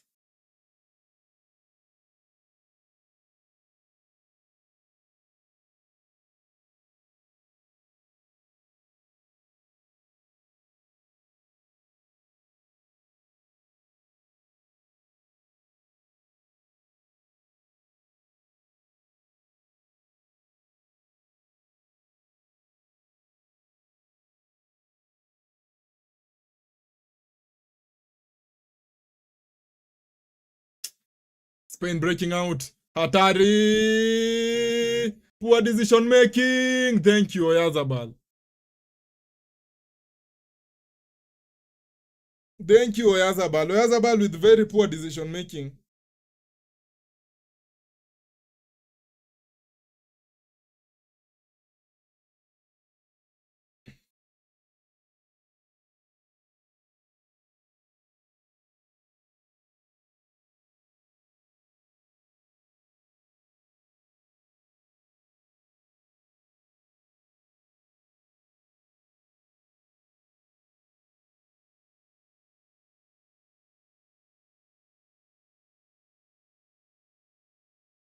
Laporte is down holding his face. Paqueta settings. Ni Paqueta settings. Hizo ni Paqueta settings.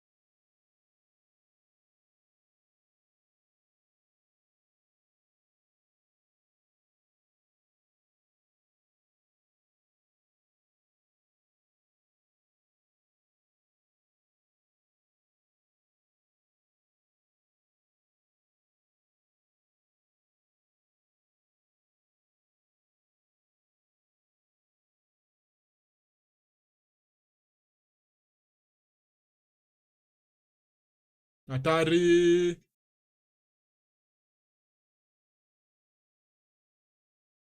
Any bet on what he's doing currently?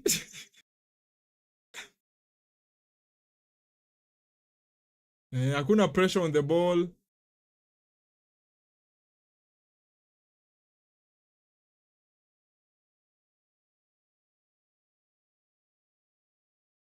Good cutback. Good cutback by Dani Olmo.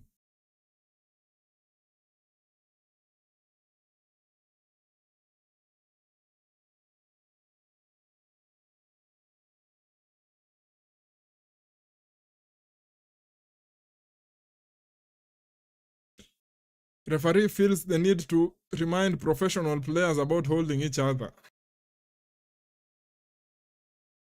Played short.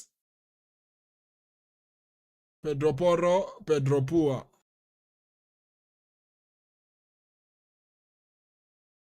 I think Montiel's experience helps.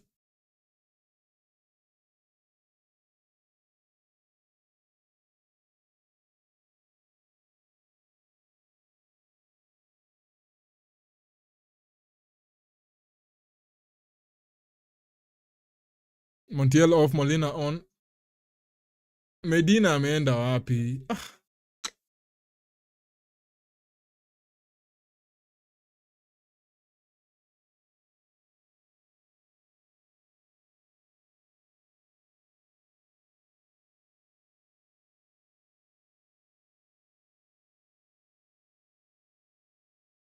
Spain hawajaguza cards zao za nini? Za subs.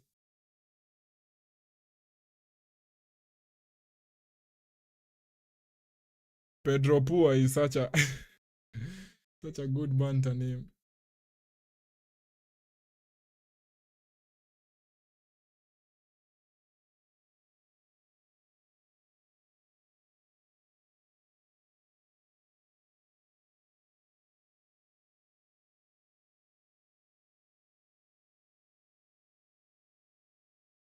Ferran Torres anajiandaa kuja kuingia.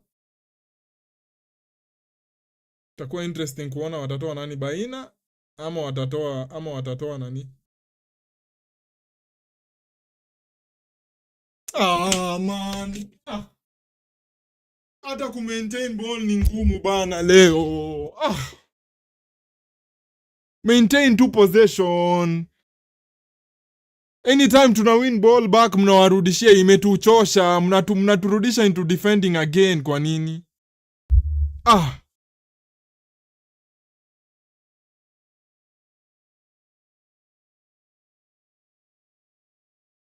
Keep the ball, boys.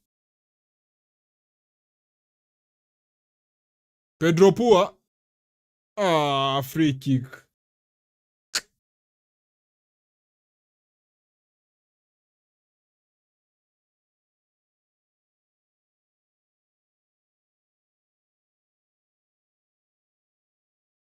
Paredes is on a yellow card, anacheza ni kama hata amekuja martial arts.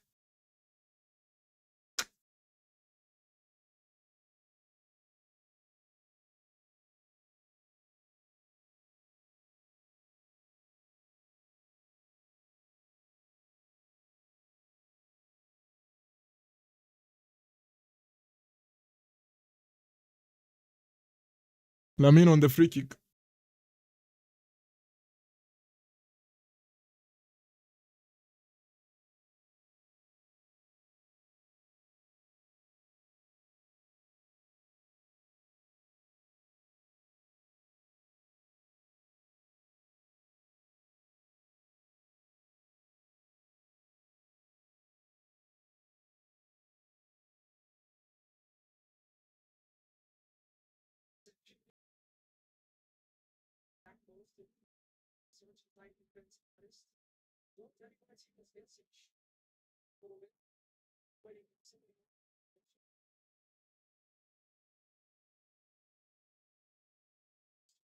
Zabal anajitoa.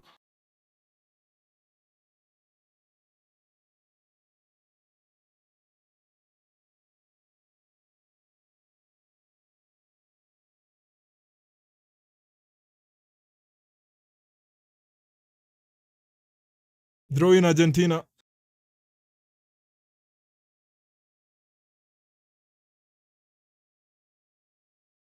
Number 21 ni nani? Oyazabal anatolewa. Fabian Ruiz pia anatolewa. Pedri on.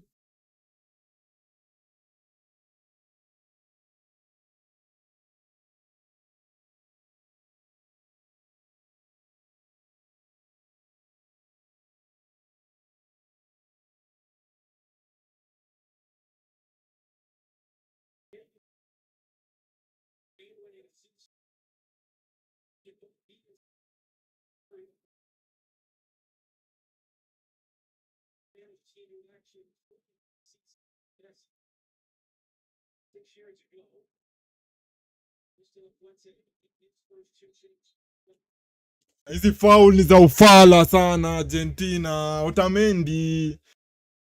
Tunashinda tukiinvite pressure na hizi mafoul za ufala. Nikikumbuka Paredes amezoea hapo yellow, anashangaa kwa super fan Johnny hajaongea na ref. Banta from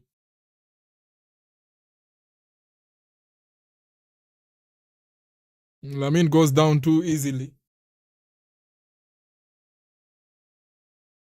The temperature is rising. Temperature is rising. They are feeling it sasa. Kila mtu sasa, everyone is on edge. Argentina, they are getting stuck in sasa.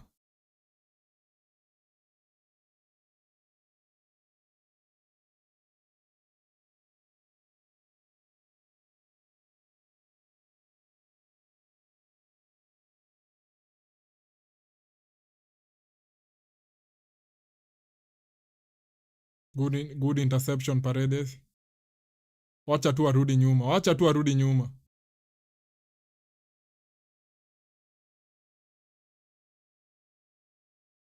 Tutue na kichwa. Guy, nini inaendelea hapa midfield leo? Baina. Jenes Nanuel.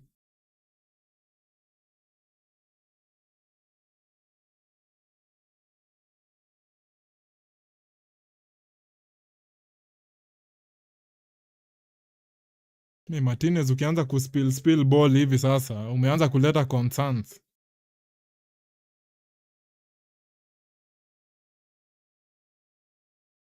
Kai.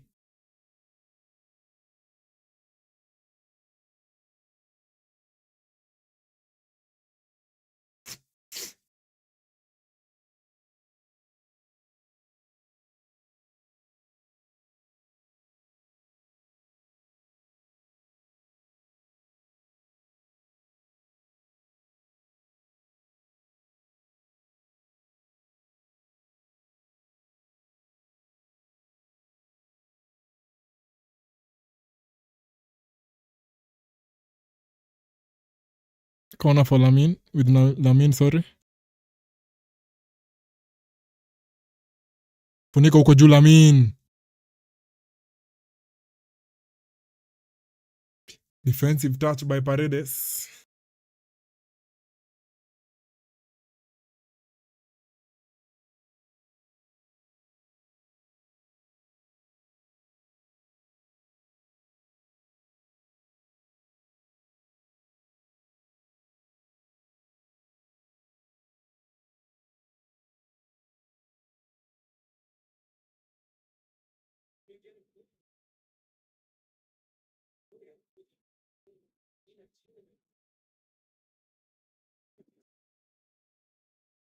To calm down, guys. Ni kama sasa tuna invite pressure.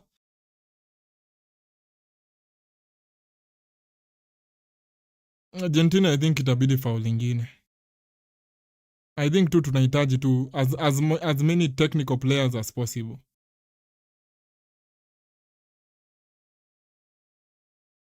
I think itabidi tu to bring on tutumie hizo subs zote.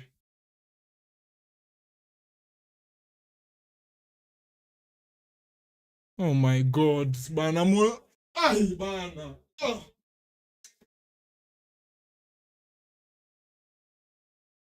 Bana wameanza kukua jangalia Tagliafico ball yenye anatoa. Ball inaenda nje, ana clear hiyo ball ya nini? Ah.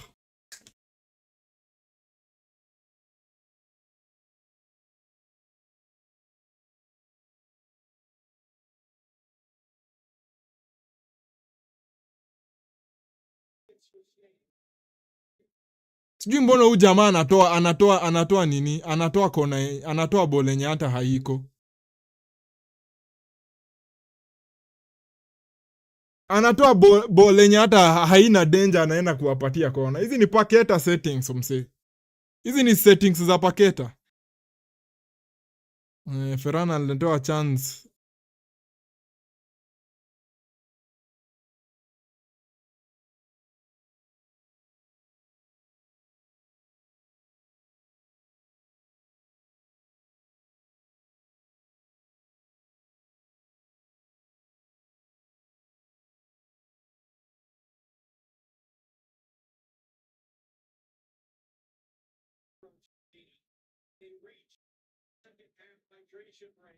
Chance for Ferran na amepiga direct. I hope he has one of his worst games ever.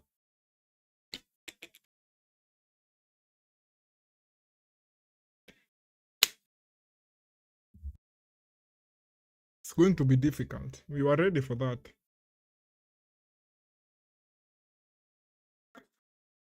We were ready for that. We were sure it's going to be difficult the moment from the get-go. Tulikuwa sure itakuwa ngumu. So it being difficult, I don't think is breaking news or something. We are aware ni ngumu.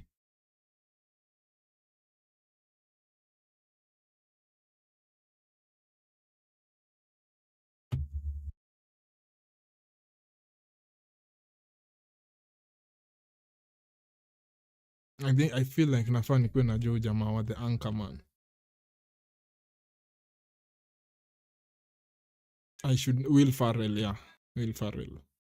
I felt like I had to know his name. Junamuona so many times and I keep referring to him using the wrong name. And I don't feel good about it. Yeah, Will Farrell. Will Farrell.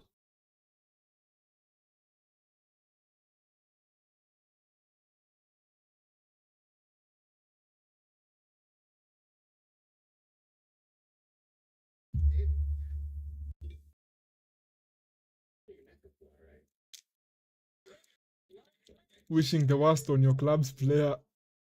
Of course, it's only Lawrence who does that. Is he playing for my club right now? Is he playing for Barcelona at this moment?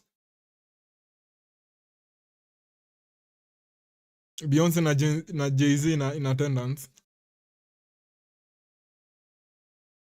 Onidonga Carlos Altrazama ni tango nani? Serena Williams pia ako, Zinedine Zidane is there.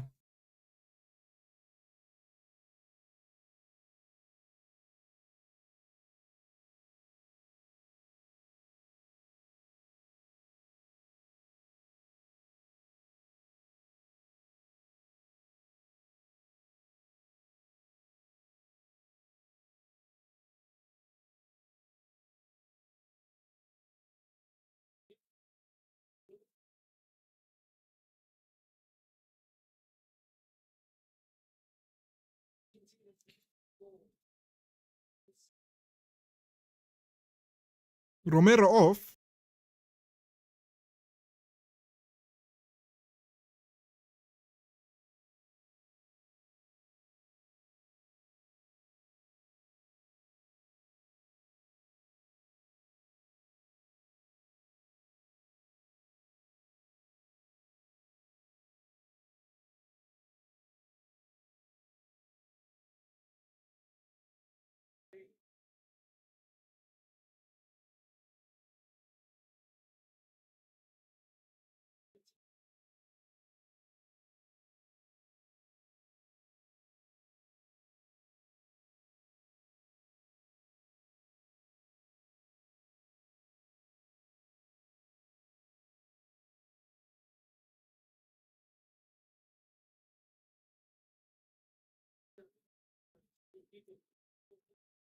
Draw in Spain. All the 5 substitutes. Mbona ametoa Romero? Possibly because of fitness. Possibly. Unajua pia lazima you consider the fact that umebakisha substitutes mbili, hautaki kutake chances. Ukikosa kutoa Romero aanguke hapo dakika ya 80 na hauna substitutes, then umejiweka in a very negative place.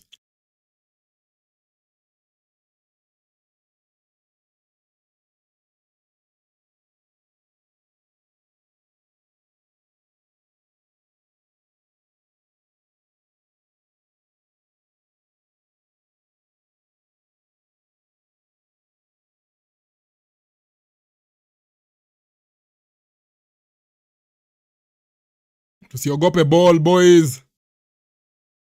Hapana ogopa mpira.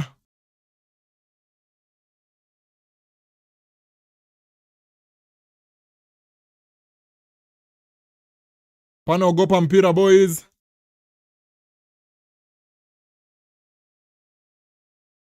Maintain Taliafico, maintain tu.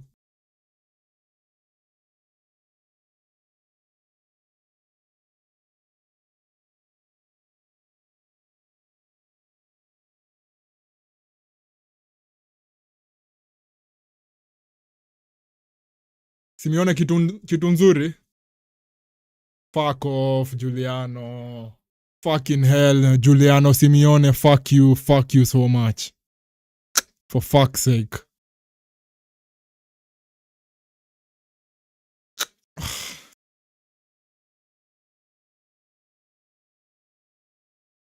Tulia boss. Uko na ball, uko na hiyo time yote. Mbona you kick the ball to the wrong person? I know ni intense, I know ni World Cup, I know feelings ziko all over the place, but angalia Alvarez pia.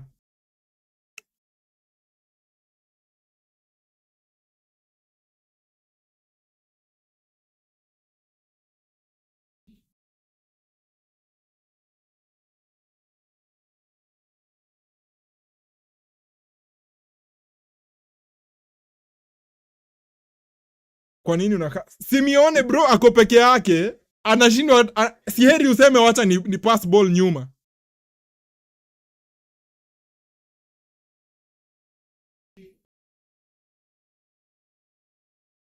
Tumekuwa tukilia sana, tunataka wa maintain possession.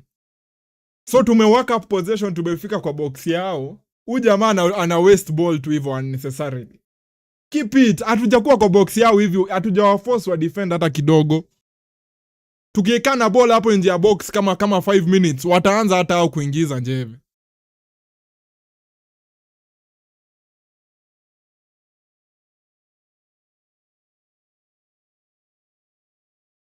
Angalia Dibu.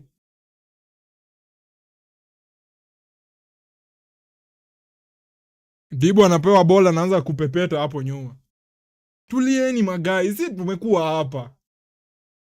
Si understand mbona wana panic hivi. Najua iko na pressure but msipanic, tulieni majamaa. Timu yetu imekuwa hapa before. Olmo na Baina wanachujwa.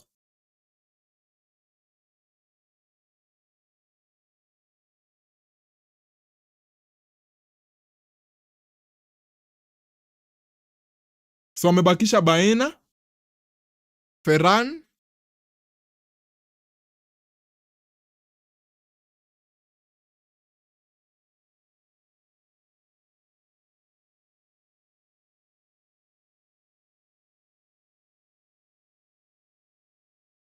I think momentum itakuja side yetu.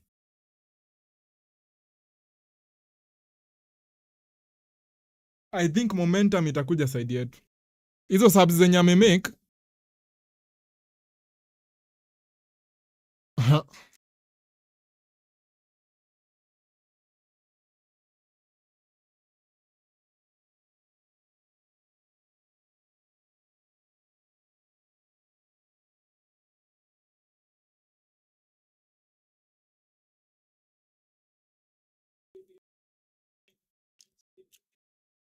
Bana nataka Alvarez a calm down. Alvarez ndiye atafungua hii game for us. Nataka tu yeye atulie tu. Niko Williams.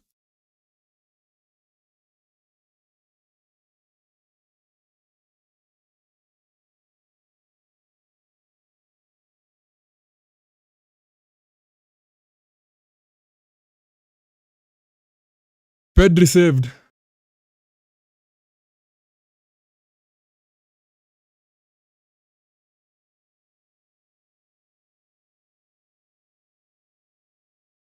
Oh my god, tusha turn over the ball.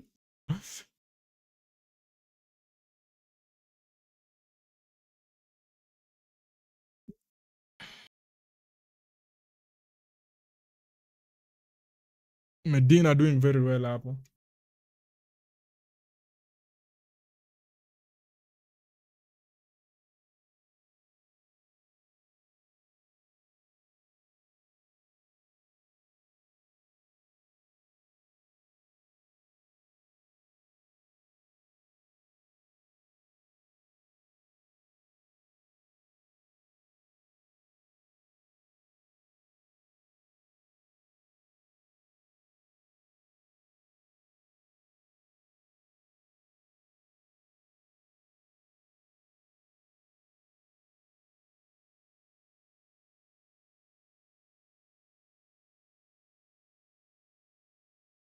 Toa your ball.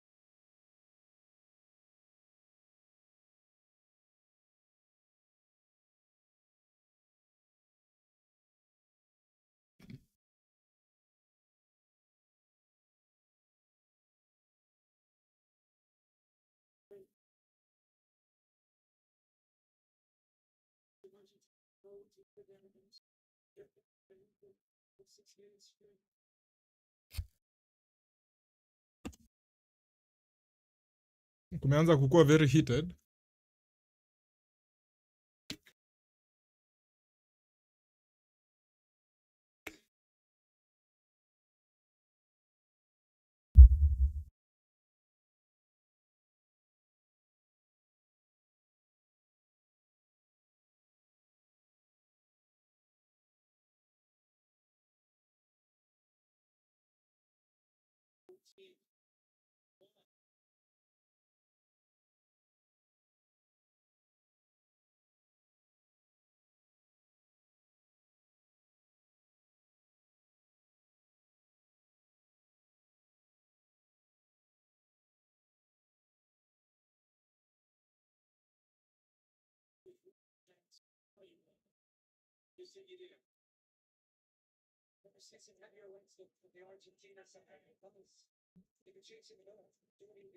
Chasing the ball sana.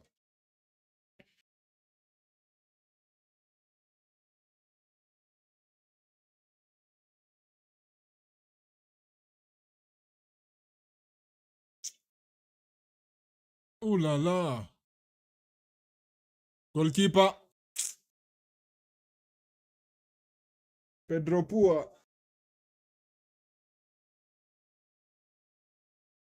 You must be willing to suffer. Niliwaambia the moment niliona hizo lineups nilijua we must be willing to suffer. We must. That is the only way we will win. So ukifika time yenye unasikia you're not willing to suffer.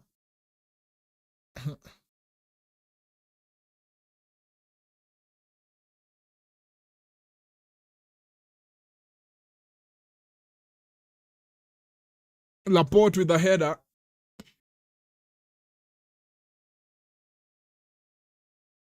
Bana Martinez na surely.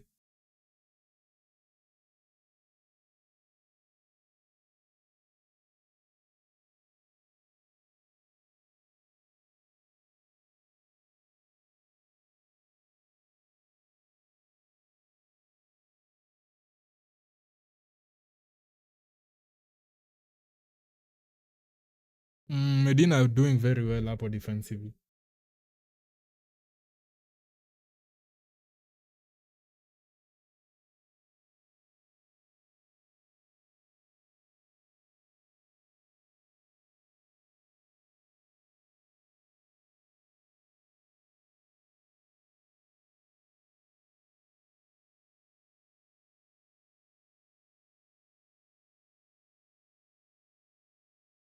Pico.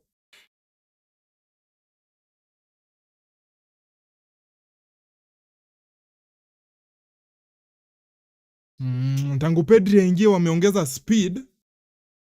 Wow. Tangu Pedri aingie wameongeza speed kama by 30%. Bana McAllister bana, we ni professional, unachezea Liverpool. Unachezea Liverpool na umewin EPL man. We si mse wa kukua nervous on the ball. Anapata ball anataka tu kupass tu saa hiyo immediately. Angalia bala maintain possession hata wapumue 5 minutes.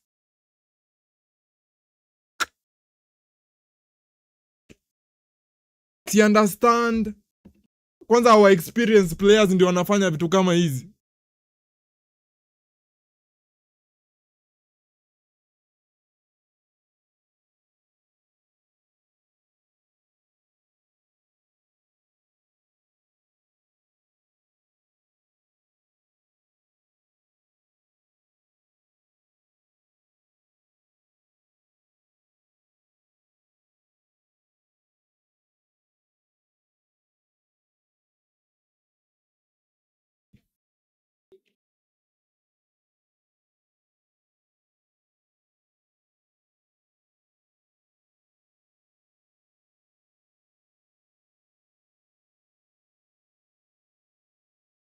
McAllister win the header.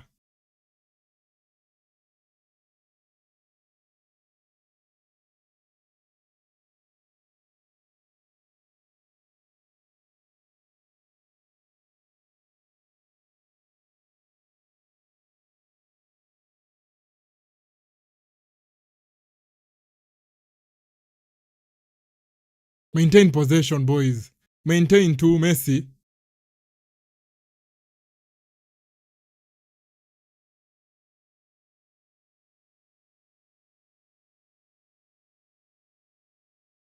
Hakuna foul bana. Referee si foul on Rodri bana. Ref. Hizi ni fouls gani ref anashinda akipeana?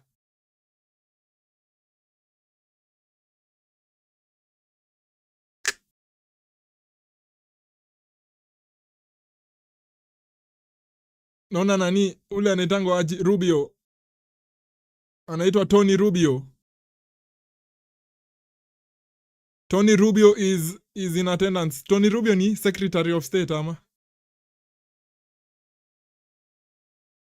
Sijui yeye anaitangwa. Yeye but namjuanga ni mse wa US, ni politician huko.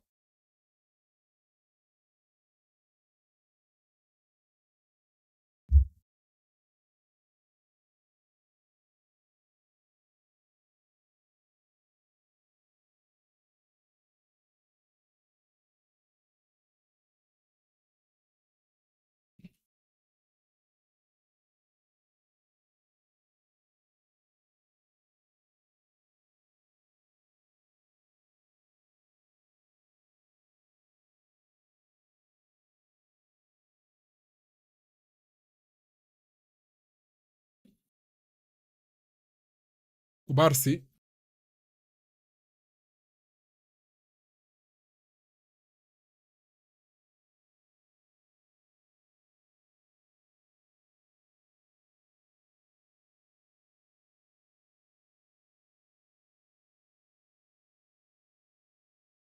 Molina usikubali. Nice one Molina.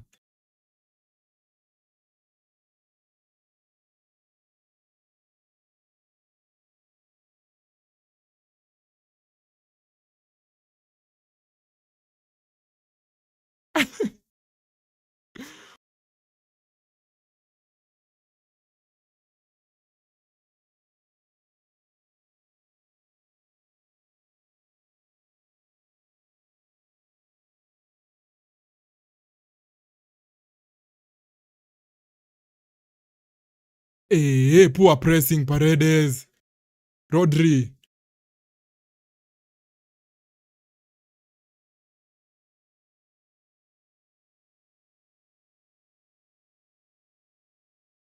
Ferran.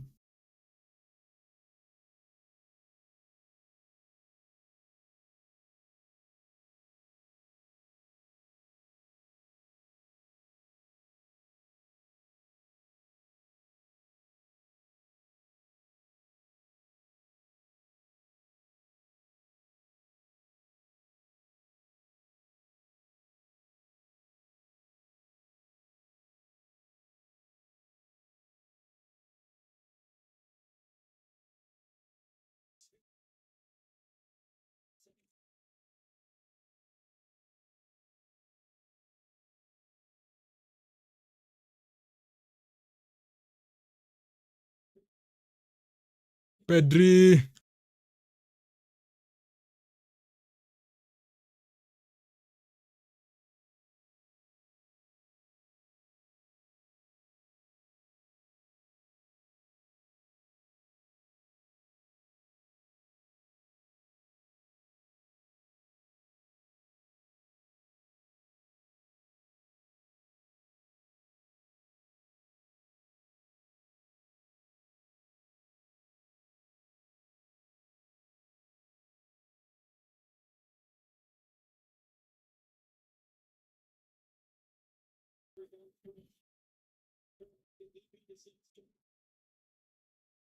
Pedri.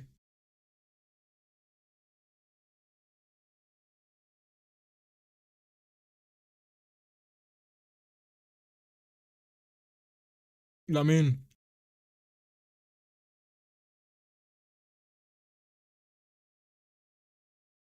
Funika, funika, funika, funika, funika.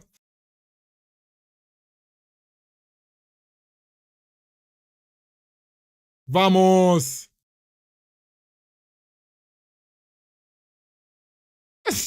Molina anatoa ball nje immediately. Jamaa amepata ball akatoa nje. What?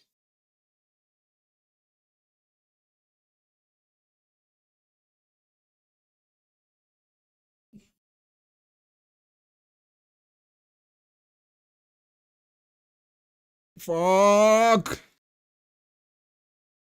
Rodri going for the spectacular.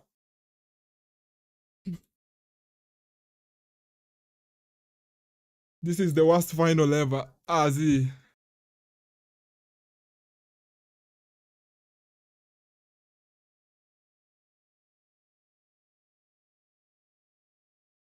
Had kama 5 minutes, I think.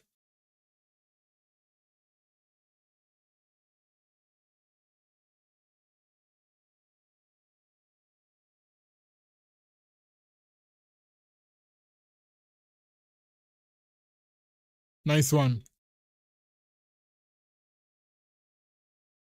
Nice one, Lionel.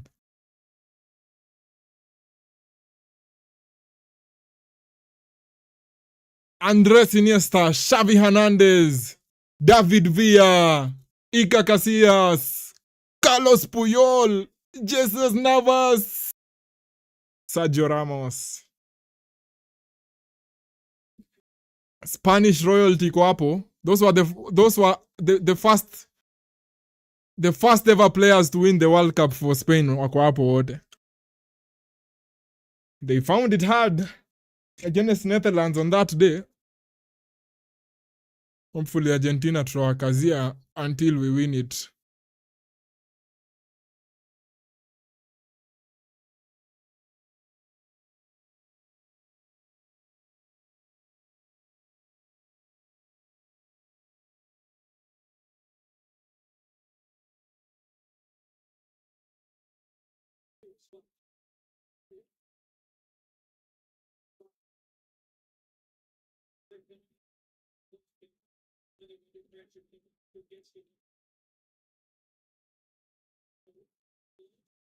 Bana hiyo ni yellow ref bana, for fuck's sake man.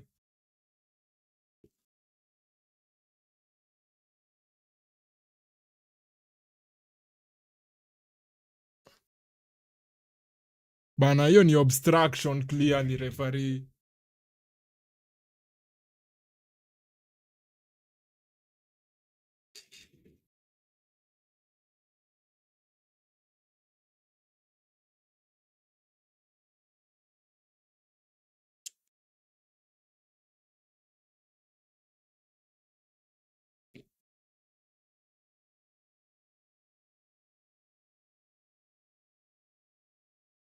Messi tu free kick moja murwa hapa. Atago shot.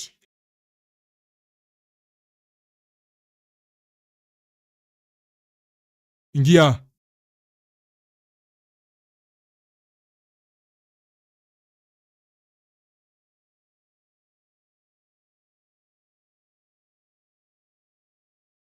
Fuck.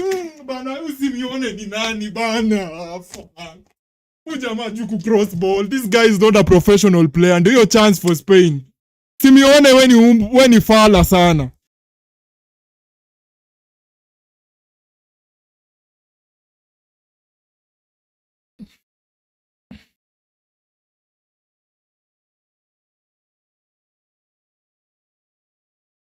Red card Enzo Fernandez. Red card Enzo Fernandez. Si unaona ujinga ya Simeone? Huyu jamaa hajui ku cross ball. Hajui ku cross ball. He's a fraud.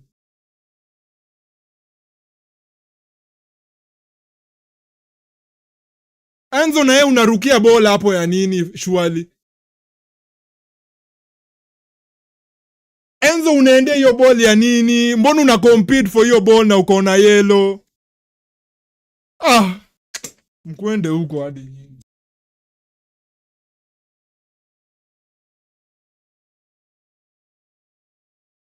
Mbona anaenda kucompete for hiyo ball?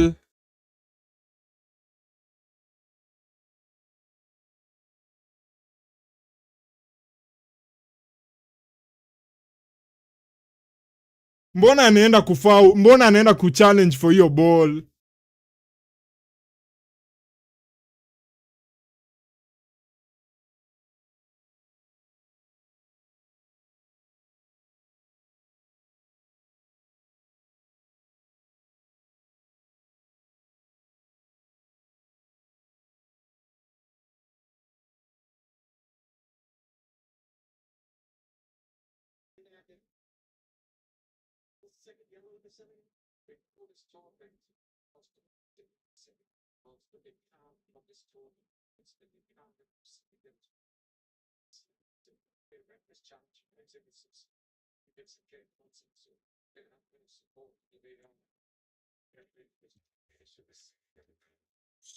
Sawa tu, sasa tafanya nini? They've played like shit the entire day.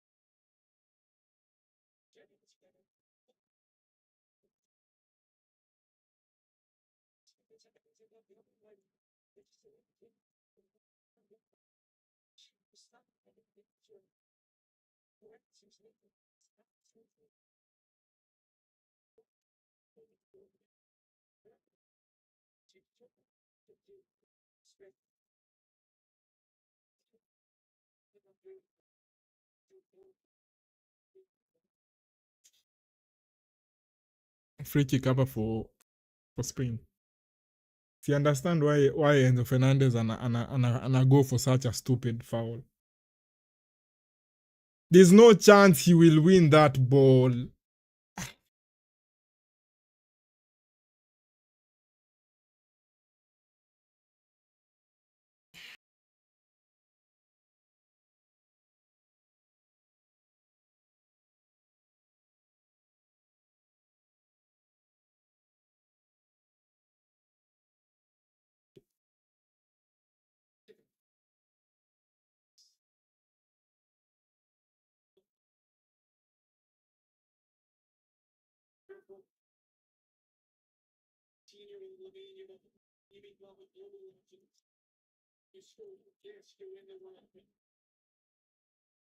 Free kick for Spain, Lamina, Pedro Porro on it.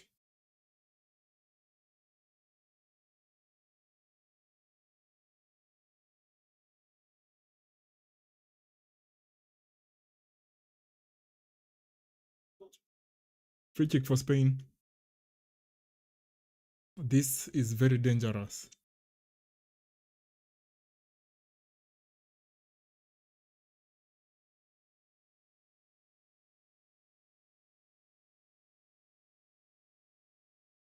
Martinez with a save.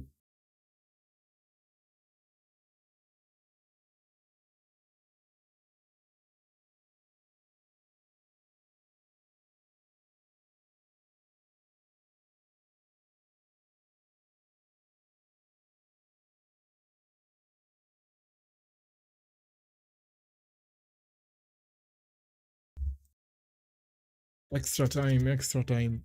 Tulisema itakuwa ngumu, hatuko tuna expect kuna mtu atapewa red card. Sikuwa na expect red card. I know they play so recklessly, but sikuwa na expect. If I'm being honest.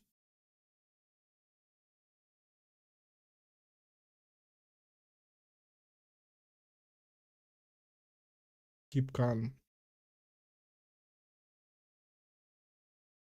Afu unajua so the worst thing ni nini? The worst part is the fact that Enzo anatolewa na we were already under pressure with 11 men, with 10 men on the ball, with 10 men minus Messi kwa sababu Messi is not going to run around pressing. Inamaanisha we have 9 players. Au watakuwa na kama 10 players. If they are smart enough, wasukume hiyo line yao ya defenders mbele. In terms of waeke nini, wasukume hata center backs wao into our own half. But I think Argentina they will go for a defensive substitute. Sasa shida tumebakisha sub moja. Na shida hiyo sub moja ni ukiweka defender saa hii na tufike penalties, you have less technical players for the penalties. Na haujui nini inaweza happen in the 30 minutes of extra time. Mtu wako mmoja anaweza choka akuwe injured.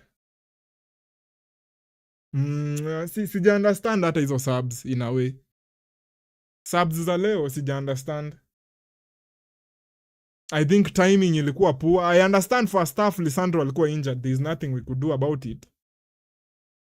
But hizi zingine zimekuwa so rush. Hazijakuwa calculated. 5 minutes, I'll be back, guys.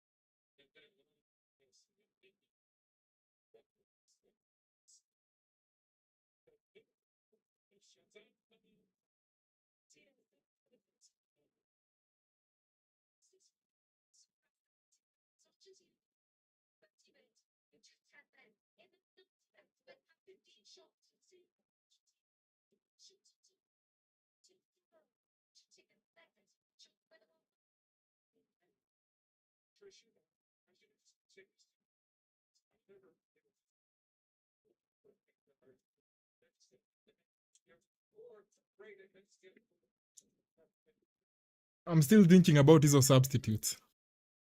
So kuko na options mbili guys. Utoe Alvarez, weke defender, weke Senesi. But sasa the problem with that ni Messi pekee ndiye anabaki on the attacking line pressing the Spanish center backs, which is very very difficult for him to do at his age of 39. Haezi atashindwa kutrack our players wote. The other option is utoe Alvarez, uweke Lautaro.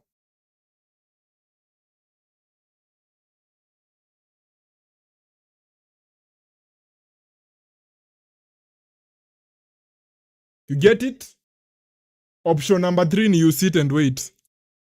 You don't do anything.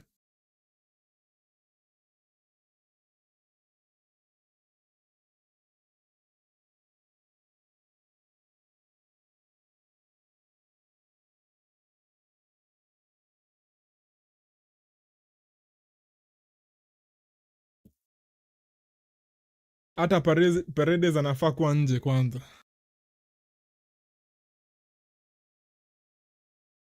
I will keep telling you guys the same thing. Na nitaishi kuwaambia over and over.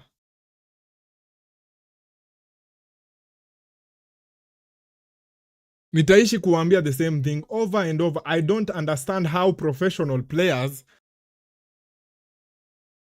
wanafanya such unprofessional things. Alikuwa booked for dissent. Alikuwa booked, yellow card ya kwanza ni dissent. In a game like this hautaki kukuwa na yellow card at any point, Lamin. Poro. Uzuri wako na Ferran.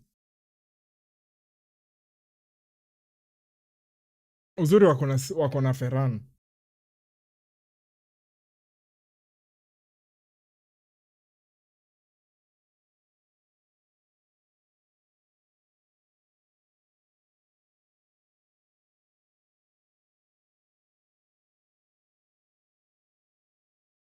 But nimekuwa nikiwaambia tu through the course of the game.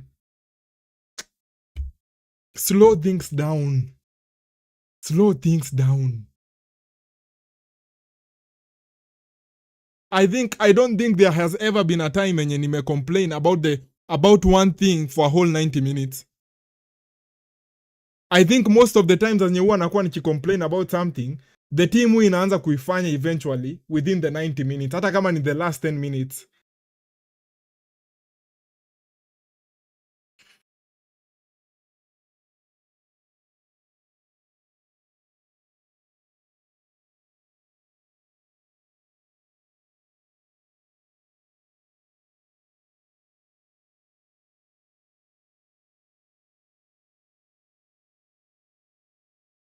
Pura Taliafico. Angalia Alvarez na Taliafico ufala wanafanya.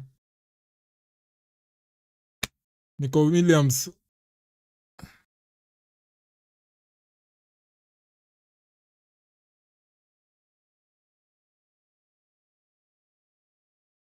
Pedri amepick out a diamond of a pass.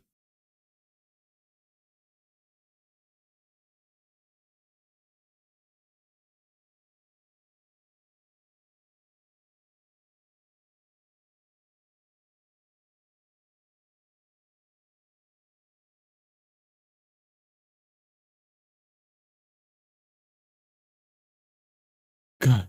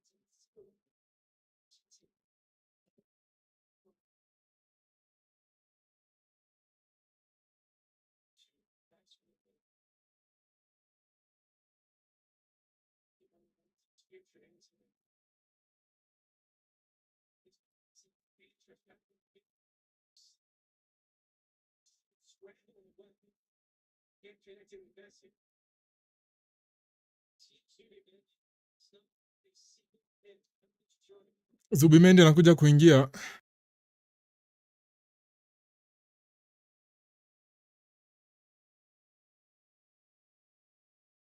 I always think Pedri is Spain's and Barcelona's best player in that Bruno Fernandes position. He doesn't play in the number 10. So your thought doesn't count. He plays as an 8.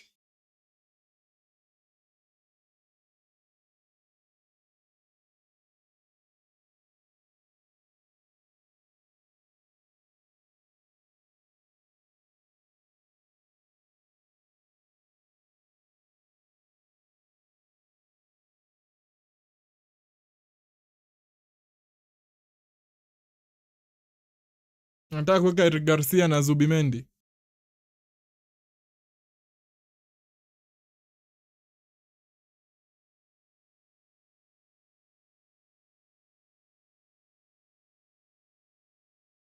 Foul. Bana huyu jamaa amepita na Dibu Martinez bana, huyu Merino.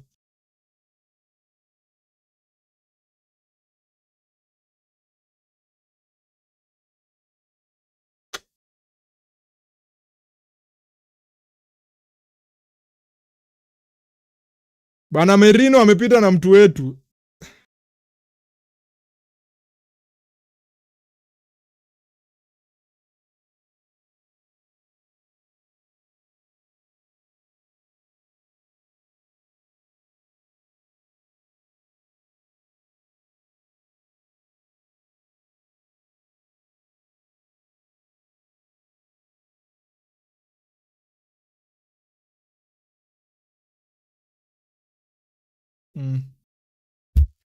Goalkeeper is still down. Kumbuka Dibu Martinez alikuwa na a broken finger on his right hand.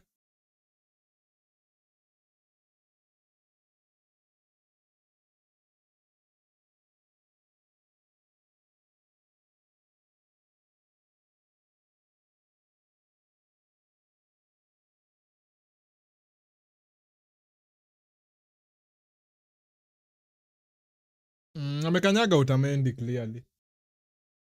Si kwa goalkeeper. Otamendi ndiye amekanyagwa before.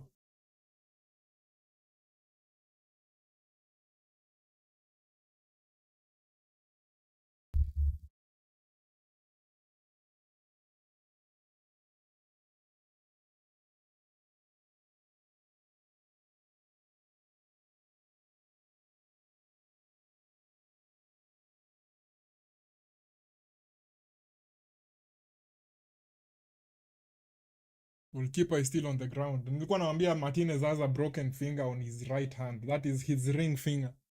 Finger is broken.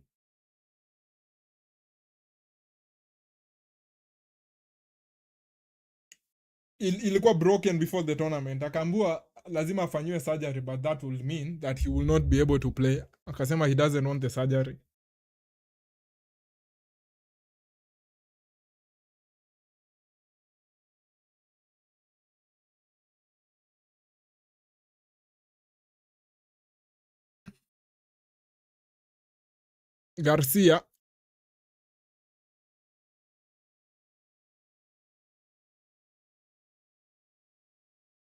Garcia na Zubimendi in for Eric and Rodri.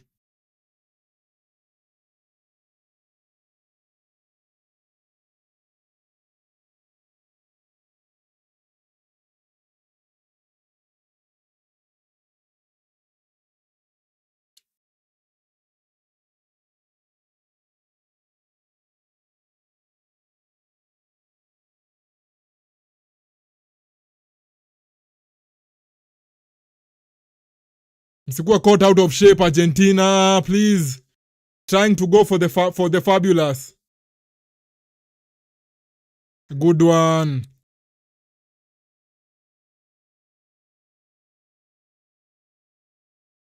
Medina surely.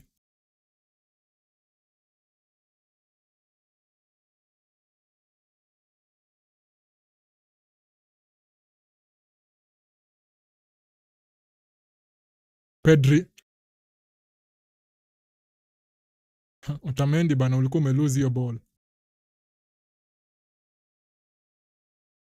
Kicks the ball away, Lionel. Hiyo ni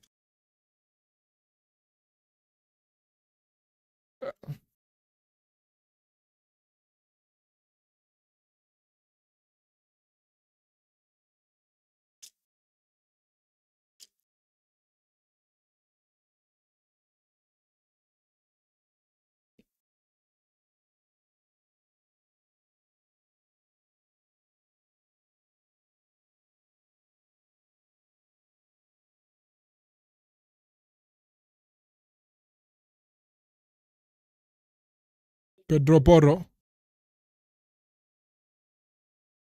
Pedro Pua. Kukureya. Walai kuwatch Zubimendi ni kama kuwatch.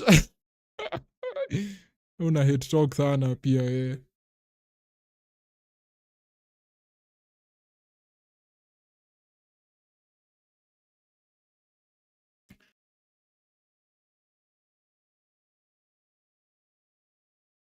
Pick up the runners.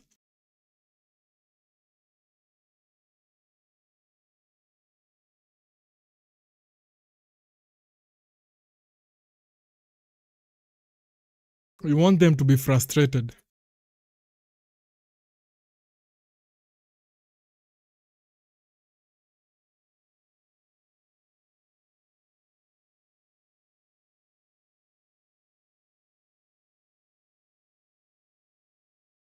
Senesi on.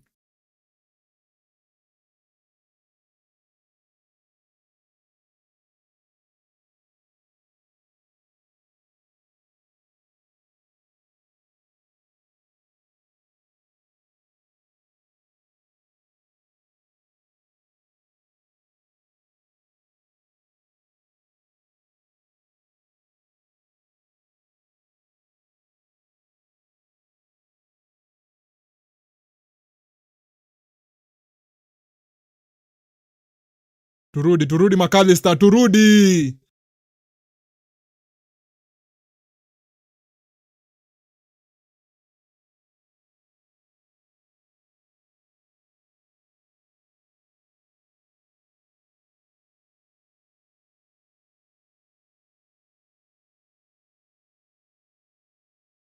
Wow. Cross imeletwa for Merino. Wow.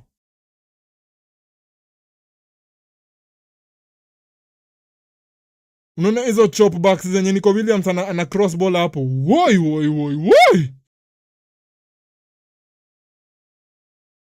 Ai!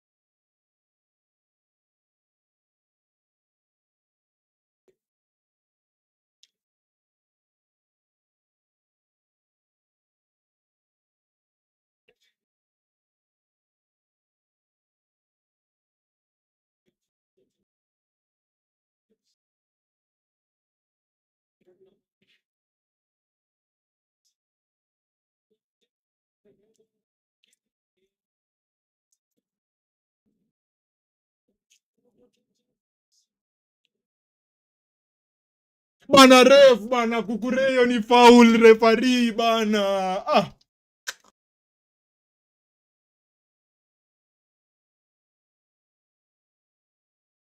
Bana hiyo ni foul on Simeone bana.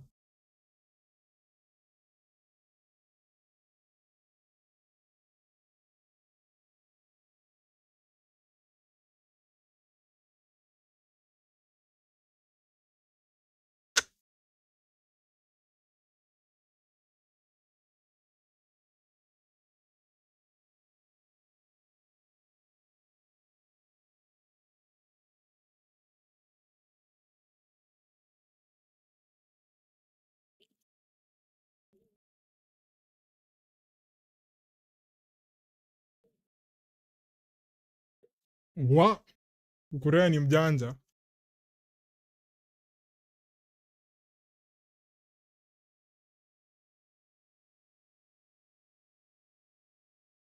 Scaloni yellow card.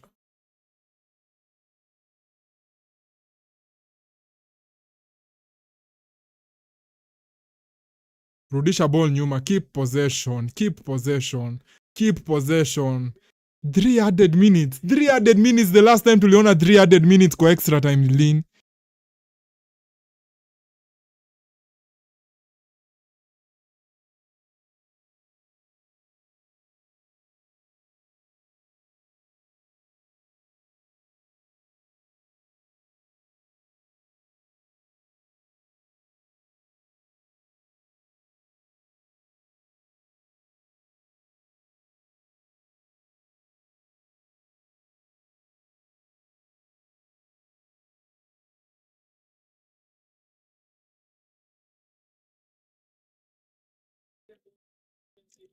Jagola.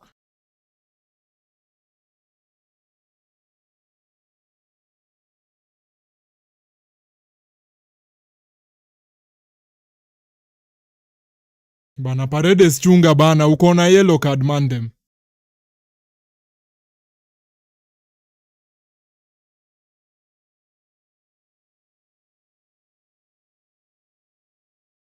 Medina.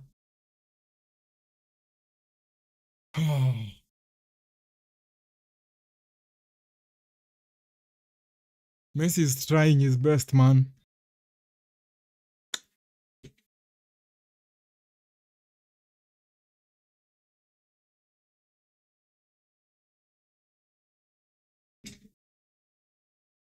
Draw in.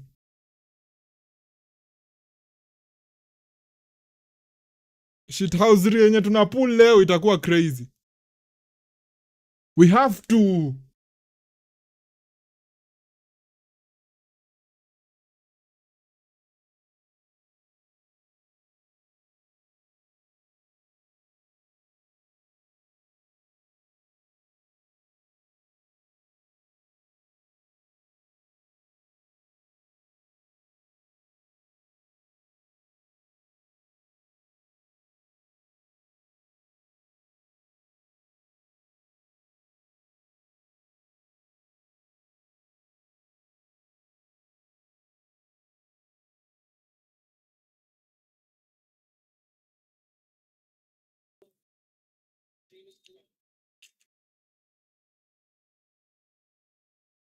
Ball imetoka nje, then Argentina's draw.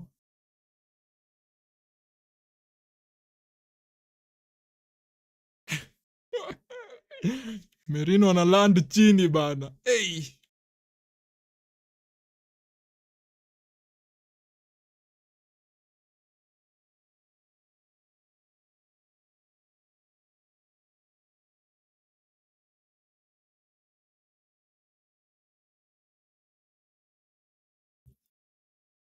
End of the first half of extra time.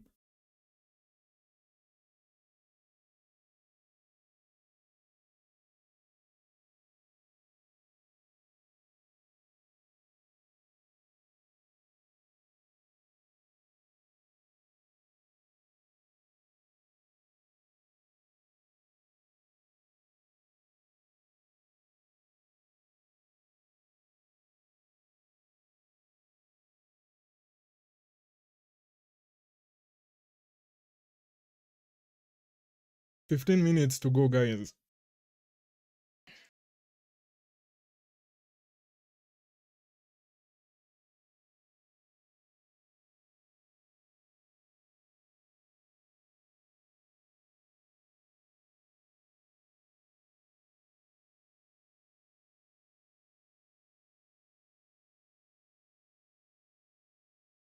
Alimkanyaga Otamendi. Ni foul, guys.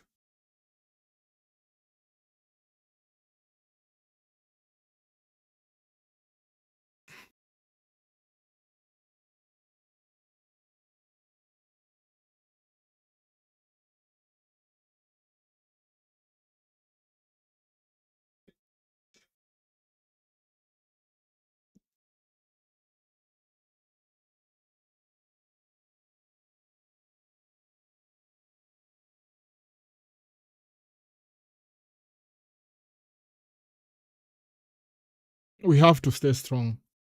It's as simple as that. We have to stay strong. We have to shithousery until the end. Until the end. We have to. Hatuna option.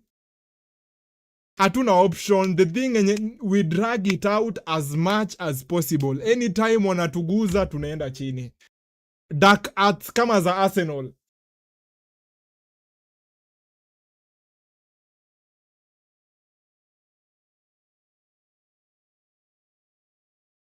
We have to do it. Lazima tukue fully concentrated. Fully concentrated. Start kufikiria what comes after 15 minutes, but to make it out of the 15 minutes without conceding, we will talk about it then when we get there. Sahi, let us focus on the most important thing, which is staying solid defensively, making sure hawana one-on-ones mingi. Taliafico is down, he's feeling it.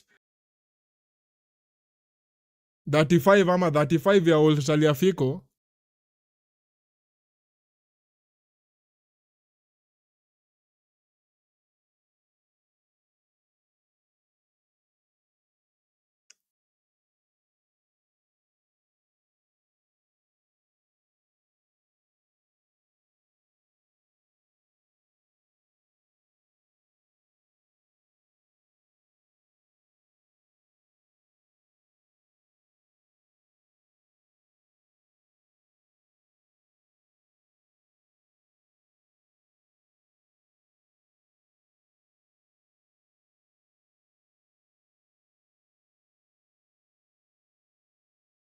Goalkeeper.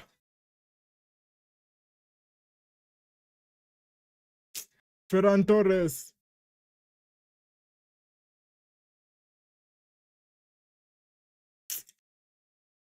We have conceded. Hata tujaenda more than 30 seconds.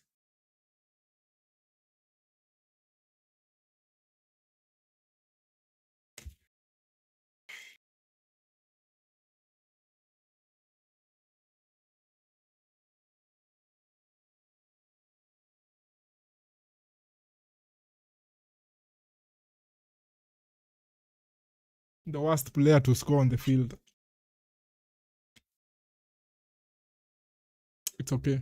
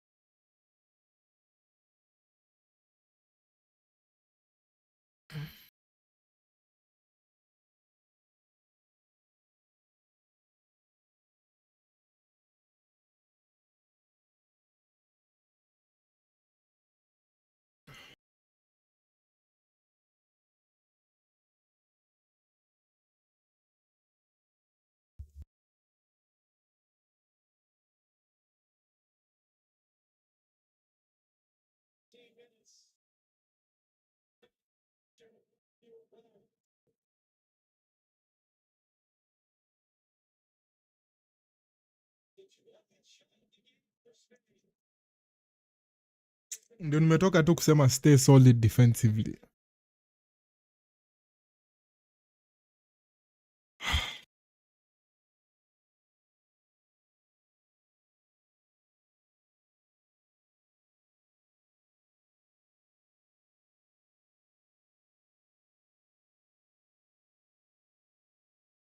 Ugh.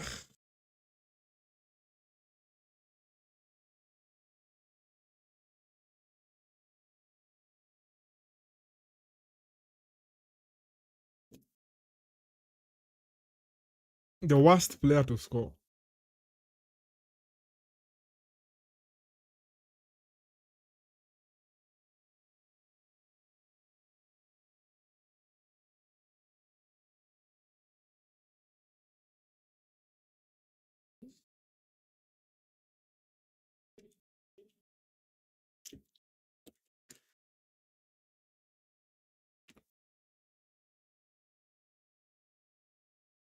Into Ferran making me happy.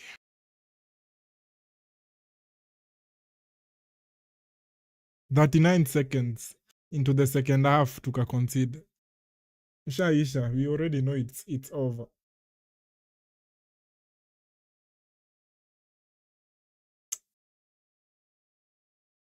The worst part about it is hata hakuna football tumecheza leo.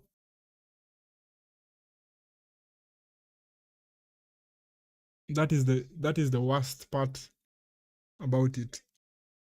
We didn't play any football at all.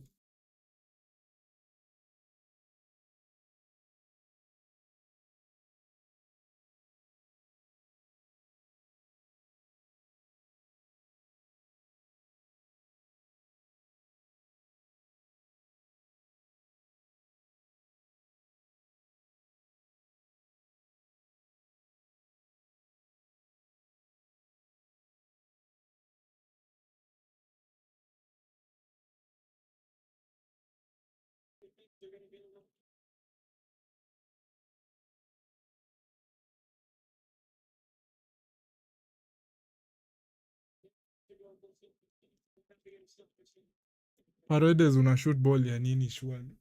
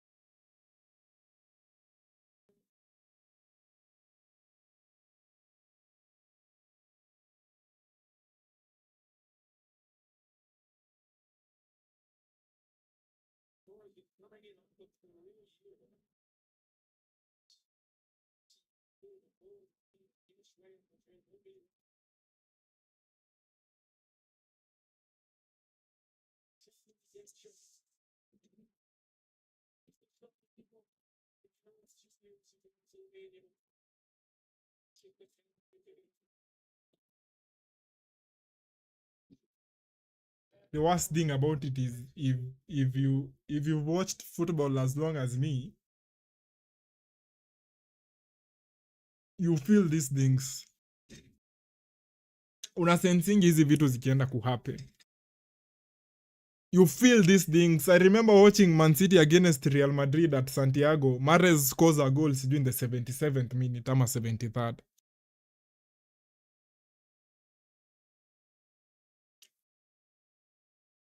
And as much as sisi ndio tuliscore hiyo bao, I still felt very uncomfortable with the fact that with the way we were playing that game.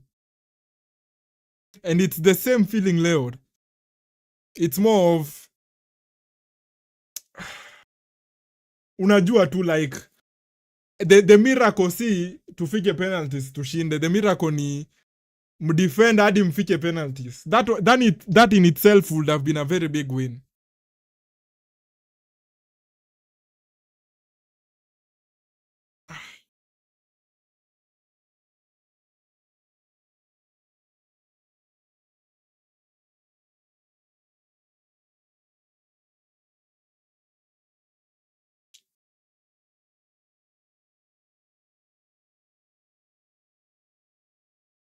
You hate him alafu anafunga bao huku. Unajua the worst thing ni nini? Venye aliingia nilikuwa like, "Oh, huyu jamaa anaweza score leo."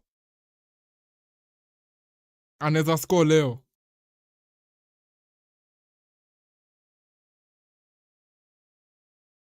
Offside. Offside. Hiyo ilikuwa offside Ferran clearly.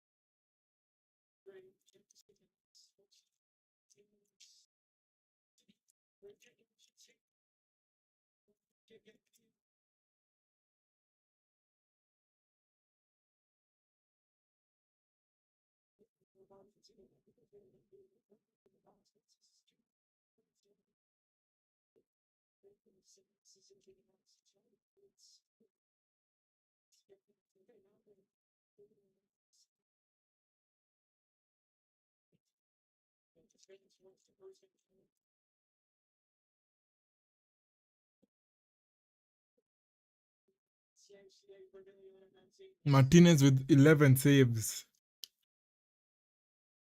The most ever saves by any player in a World Cup final.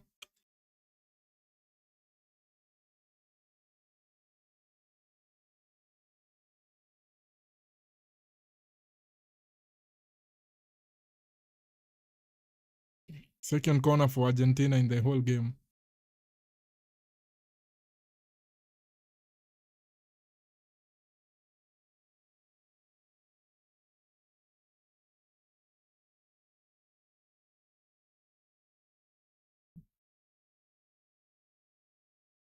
Mzee hapa anacheka tu. It's no worry. I don't think we've played well at all. Wachana hata na ile yenye opponents wamecheza wamewashinda, but pia nyinyi you did something. I don't like such football basically, especially coming from my team, especially me being the person that is sitting on the edge of our area. I don't like it. So ina feeling ni kama ni bomb. Unaona venye bomb huwa inatik, unajua tu italipuka eventually. Unajua sasa nikichukua bomb nikuwekea hapa nikwambie hii bomb italipuka after 5 hours na iko na timer.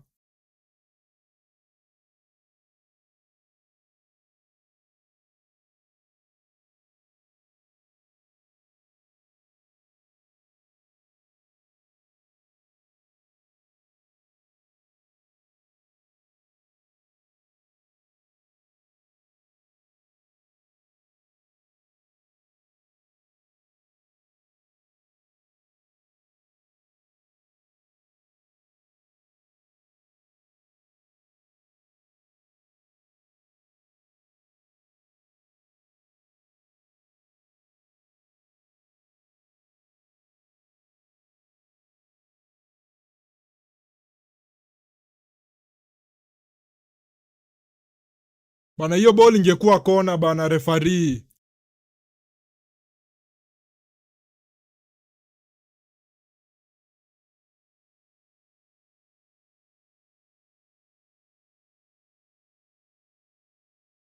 You haven't played well. Walai, Paredes is lucky. McAllister deserved a yellow early on. Messi has no options for him to make impact. Yeah. Alafu sasa inakuwa worse with the fact that mko na red card. The fact that unajua hiyo game the first 70 minutes we were already having a difficult game then. You know? We were having a difficult game then.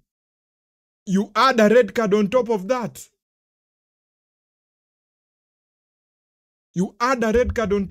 Sasa imekuwa impossible. It's only like I will say it now and I will always say it even in history. In the future. Sisi tungefika penalties leo with 11 men on the field. That in itself would have been a miracle with the way we played. With the way we have played today, if we got to penalties without conceding with 11 men, that in itself would have been a miracle. That is how poorly we played. That is how poorly we played. We are yet to land one shot on target.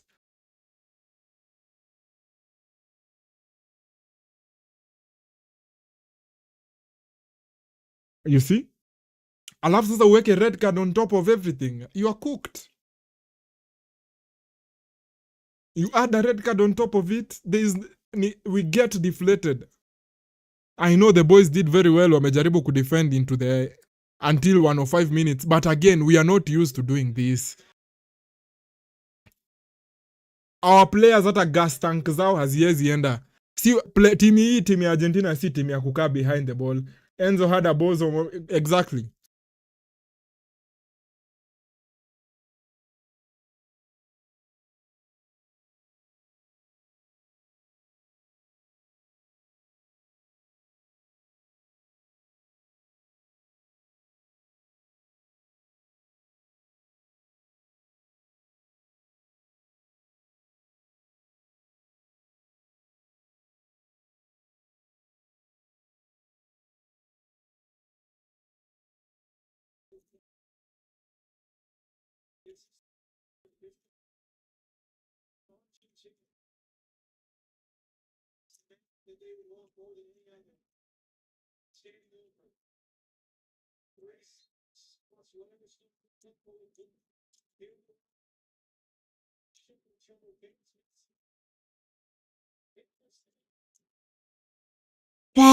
Cutback, hakuna mtu bana.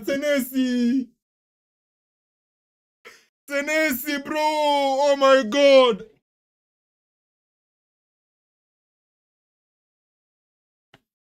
Senesi is there bro. Corner.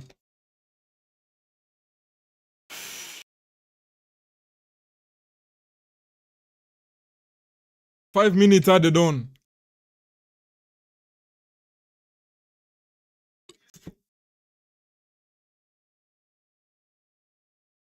Piga fupi Messi.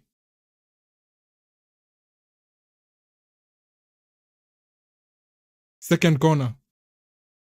Shida hata ni venye hatuna numbers. That is the worry. The worry hata ni numbers. If we had an extra player hapo ndani.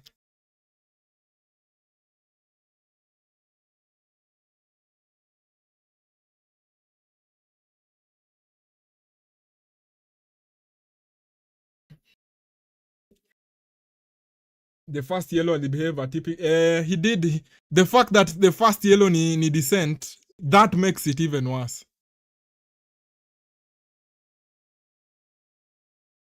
Simeone ampata chance amemiss.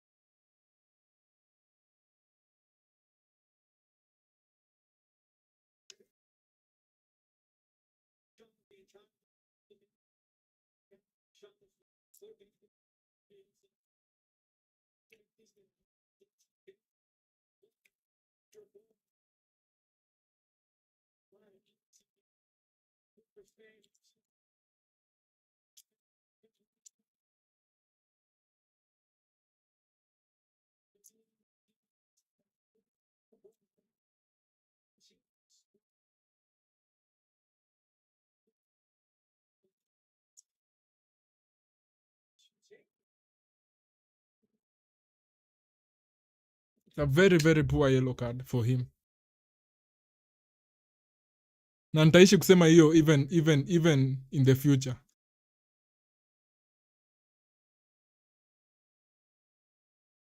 Faster huko juu.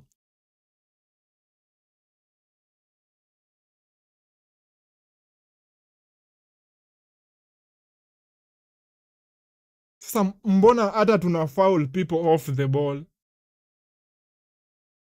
You can't be making such fouls.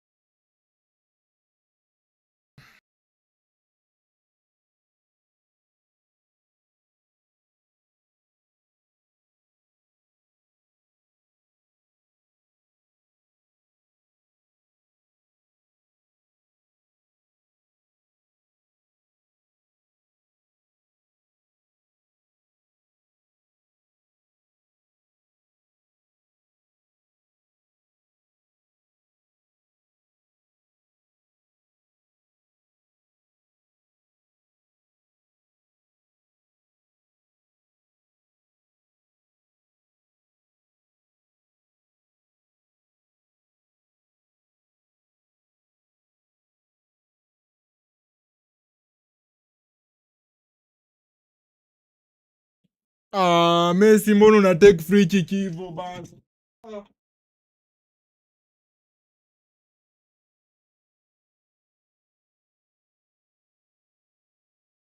Fuck.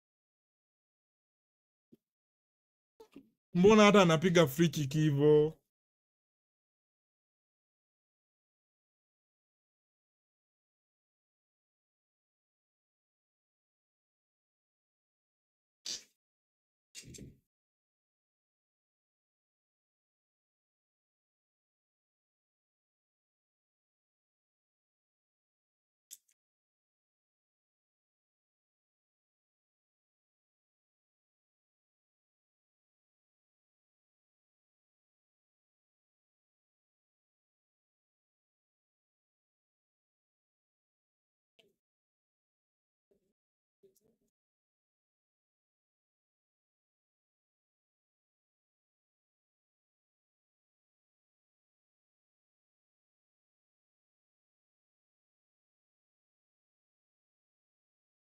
This is the last one.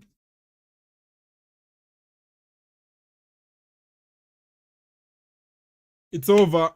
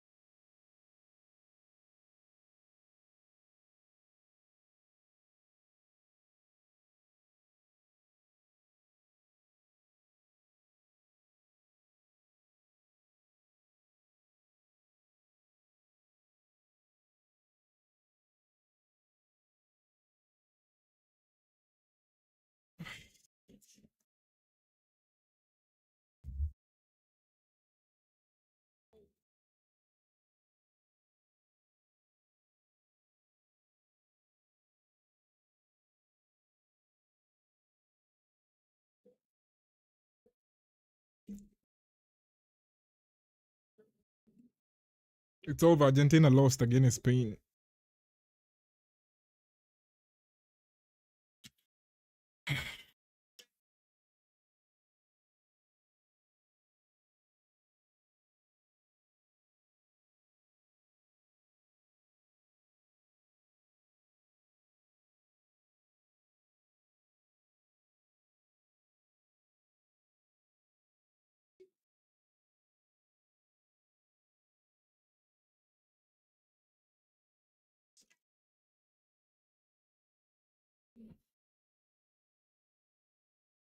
First of all, congratulations to Spain for winning the World Cup.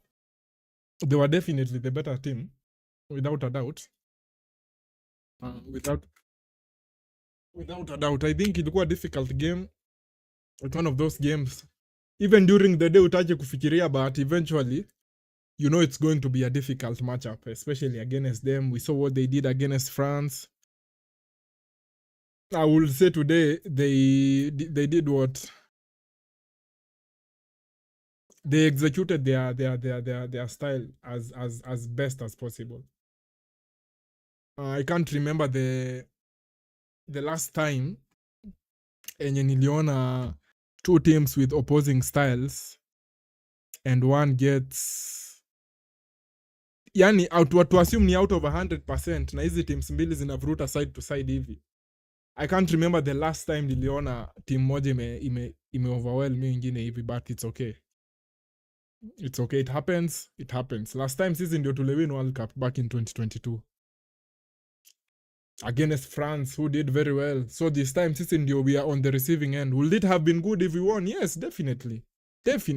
Kwa sababu yetu ingekuwa na added sweetness in terms of defending the trophy. But it's okay. It's okay. Spain are a good team. They played football very, very well.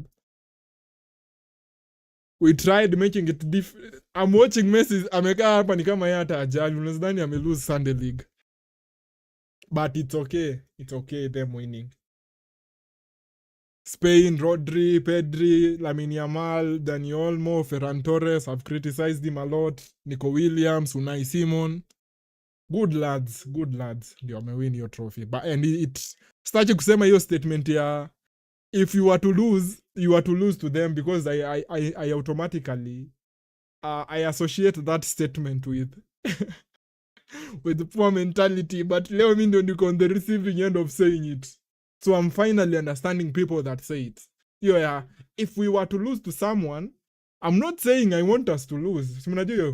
But yeah, they deserved it. They were the better team today. I think we found it very, very difficult to impose anything on them. We found it very difficult doing anything against them. I think style yao wali sharpen up so much. They were sure they will keep the ball. They were sure they could keep the ball. Najua hizo ni vitu mbili zenye ni tofauti. Tunaweza kuambia keep the ball, but you can't keep the ball. They were able to keep the ball. But it's okay. Mimi hata I don't have any ill feelings.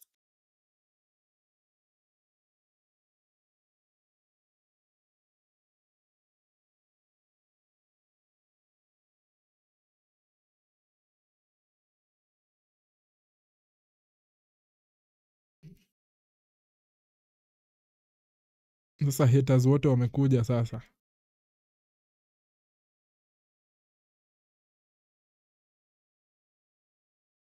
Haters wote sasa wametokea. Goalkeeper saves 0-11 for Argentina. Yeah, our goalkeeper had a good game. If we actually protected him better, but it goes again. Unajua final inakuanga very emotional for people. Again, bado nitatoa hiyo comment ya right back position ya Argentina bado ni poor. I have been saying it the entire tournament. The worst part about it ni hapo ndio tumetobokea. It's painful, yes. Hakuna mtu anataka ku lose World Cup final. But it's okay. Congratulations to Spain, Ferran Torres. After hizo criticism zote zenye nimempatia, I think it's very poetic that he's the one who scores for them and he wins it for them. I'm seeing the fans in Madrid, Spain. It's 11 p.m. huko kwao and they are having a blast. So yeah, congratulations to La Roja for their second World Cup win, for earning their second star. And yeah, to all my Argentina fans out there, don't do what? Don't shrink. Maybe that is a better word. Usifeel juu tumelose leo ati sasa we have been reduced to nothing. No. When our team, when we wanted it the most, when we were chasing it the most back in 22, our team stood and they fought. But we could see that leo ilikuwa slightly different. It was a different game. And I still don't think we are the same team. I have complained a lot during the watch-along. I don't think it's fair for me to pile on the criticism at this time. So yeah, thank you guys for tuning in. I'm massively disappointed, but it's okay. I'm okay with the result. Sita toka nikisema ilikuwa hivi. I'm still going to blame our players to some degree. I think we tried rattling Spain, but it didn't work. We even ended up conceding a red card. It happens in football. You win some, you lose some. You win some, you lose some. It's like that. So no worries. Anyway, guys, big up yourself for tuning in. Sijui Watchalong ya leo imekuwa how long? 2 hours ama 2 hours 30 minutes. 3 hours 15 minutes tumekuwa live. Okay, I want to say this nitoke. Argentina had a very smooth sailing until the final. I don't agree with that. Only game enye ilikuwa hard was against Cape Verde. I don't think so. Kila game enye Argentina, usiangalie jina ya team useme hawa ni easy opponents. Round of 32 Cape Verde took us to extra time. They came back twice in that game before we scored the winner. Fast forward round of 16 against Egypt. We played very shit. Your first half ilikuwa shit. By the 73rd minute, we were down 2 goals. You don't go down 2 goals as world champions because you're having a smooth game. The only difference, staki kuanalyze sahi. Wacha niwaambie hii kwa sababu I realized it. The only difference between Cape Verde, assume you have 2 sides. Uko na Cape Verde, Egypt, Switzerland na England on one side who lost to us. Na uko na Spain to this side who won against us. Difference ya hizo sides mbili ni when these other teams, Cape Verde, Egypt, Switzerland, England, walikuwa na momentum ama they were finding moments in games, walikuwa narudi wanakaa kwa box yao, they choose to defend and they give us the ball. You get it? Kama hawangefanya hivyo, unaona kama Egypt wangeendelea kutransition na kuattack venye walikuwa na attack, wangetupiga. The only mistake yenye walifanya ni walipata bao zao mbili wakatosheka na wakadhani let us go and sit behind. But Spain hawakufanya hivyo. I know it's a bit controversial juu wamefunga in the second half of extra time, but ukiangalia game nzima hakuna hata point hata moja enye Spain walisema wacheni tuwaachie ball ati tupumzike. Spain walikuwa na ball every moment hivi. Hakuna time hata moja yenye walisema wacha tuwaachie ball tuone kenye wanaweza fanya. No. Na hiyo ndio maana wametushinda leo. Because walijua the biggest weapon that these guys have is the fact that they are good on the ball and they have the greatest player of all time. And if we give in to that, if we give in to them and to him, they will find a way of winning. So the only way of defending for us is keeping the ball. I've watched Barcelona. I know how to defend by having the ball. Now that is what Spain wamefanya leo basically. They said the only way we will defend is by having the ball. Na ndio maana hakuna hata a consecutive 5 minutes enye Argentina built anything. Hakuna hata a consecutive 5 minutes ati we put tukaput passes together, we dominated possession for 5 minutes. If it was there, it happened only once in 120 minutes. Meaning in the remaining 115, Spain were controlling things. Morgan anasema Cape Verde was the toughest, to be honest. For me, bado naona Egypt ndio ilikuwa tough. Unajua kwa nini Egypt ndio ilikuwa tough? They already had a lead, bro. They were already 2 goals. Kwa Cape Verde hakuna point yenye Cape Verde walikuwa 2 goals up. Ni kurudisha walikuwa narudisha, wana equalize. Egypt had 2 goals. Ungeenda ubet saa hiyo dakika ya 73 ama 78. If you placed a bet saa hiyo for Argentina, you would have made a lot of money. That was the more difficult game. Enye mko 2 goals down. Egypt was just shit and then yes, they did what I've been saying. Walisema, aya tumepata bao zetu mbili. Wacheni tuwaachie ball wakae nayo. We will stay here and defend. If they didn't do that and if they continued the transitions, wangefunga bao wengine. Kuna bao yenye Paredes alikuwa amebaki peke yake. If they put that in, Egypt had a very good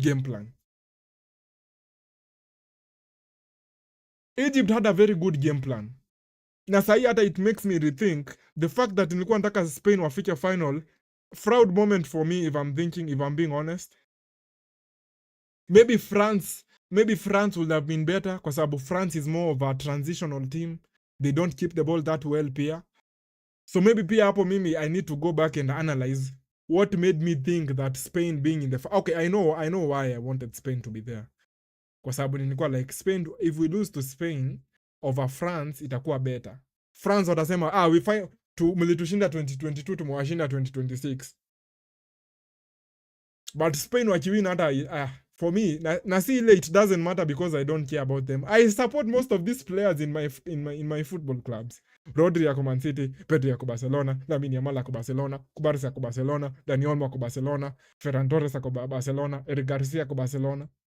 So ningekuwa like I get it. You see, but ndio I'm thinking about it and I'm thinking maybe France would have been the better opponent. It would have been a crime against football for Argentina to win the World Cup after playing Arteta's football. Again, maybe it may accompany na banter. I am sensing it, but at the same time, after getting a red card, you don't expect your team to be more attacking. So hapo ndio wanakaza kabisa.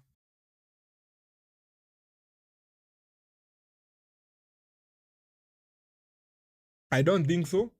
I don't think kama sisi tungewin ingekuwa crime against football. Ingekuwa one of the most difficult games we have ever played, yes.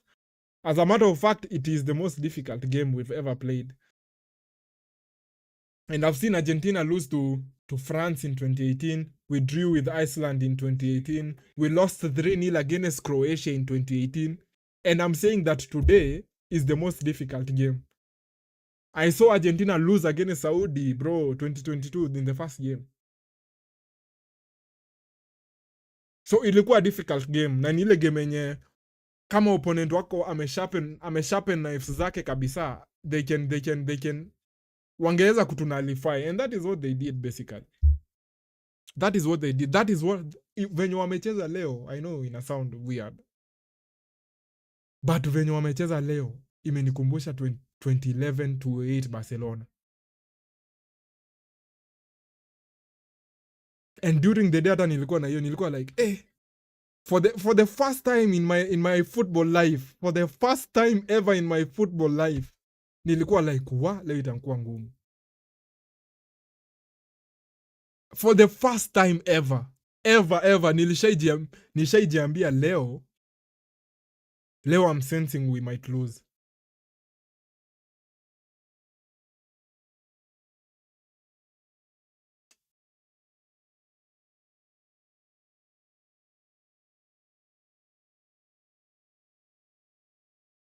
Nilikuwa nasema nimeona Lamine Yamal on the screen nikasahau. Nilikuwa nasema for the first ever time nilijua leo it might be difficult. In 2022 against France I was even more confident than today. France would have been the easiest game for you because I get it. I agree. I'm not disagreeing with that fact. But singetaka ku lose against France. I know ina sound very weak mentality, but it's okay. Nilikuwa like Lamine, Pedri World Cup. Yani Pedri, Lamine, Dani Olmo, Ferran. Inaka typical 2010 when Iniesta, PK, Xavi, Puyol, David Villa waliwin World Cup. So nilikuwa like, do I really want Spain wa lose to France? I have guys playing for my football club. I'll be very happy to say they are world champions. You know? So ilikuwa very difficult. At the end of the day, I support Argentina. Na ndio maana leo hakuna hata a single minute in the watchalong nimekuwa like for Spain, because mimi the first team I want to win is Argentina. Nimesoma hiyo. But it's okay. It's okay. But I hope sasa France, I hope sasa Spain wameweza hiyo, wamedevelop hiyo ability ya kuget over the line by winning the World Cup. Nakumbuka tukiwatch nini last year? Tukiwatch Euro nasikia joto. Tukiwatch Nations League back in nini last year.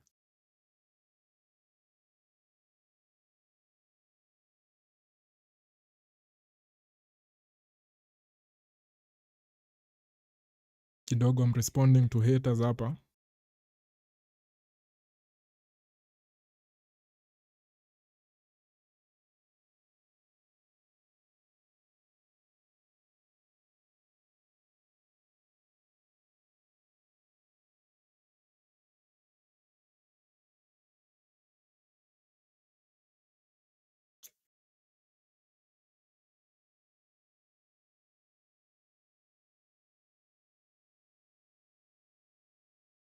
Kidogo I'm responding to haters hapa.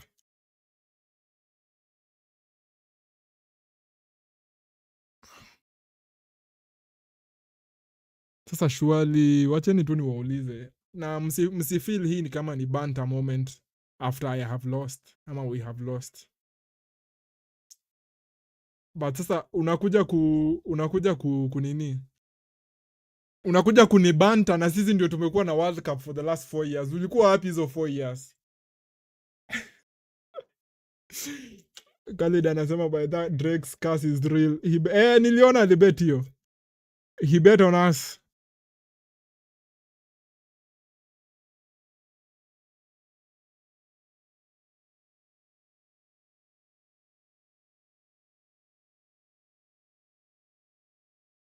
Ntafuta sticker fulani hapa ya Messi akiwa amelala na World Cup.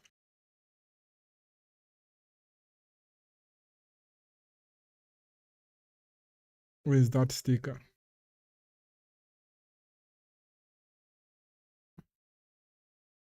De La Fonte anasema his team played well, they played together, they executed well.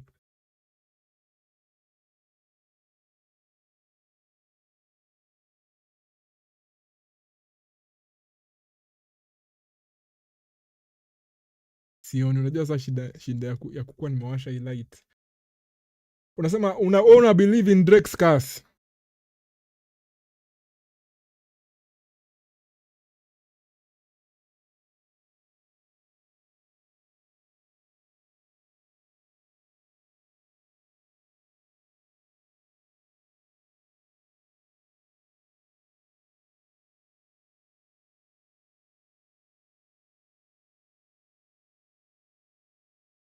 Ile picha ya Messi akiwa amelala na World Cup iko wapi? That is the only defense I have against these frauds. Wenye wananitext hapo wakiniambia we have lost. Mlikuwa team yenu iko wapi kwanza? Team zenyu hata hazikufika final. Go to hell.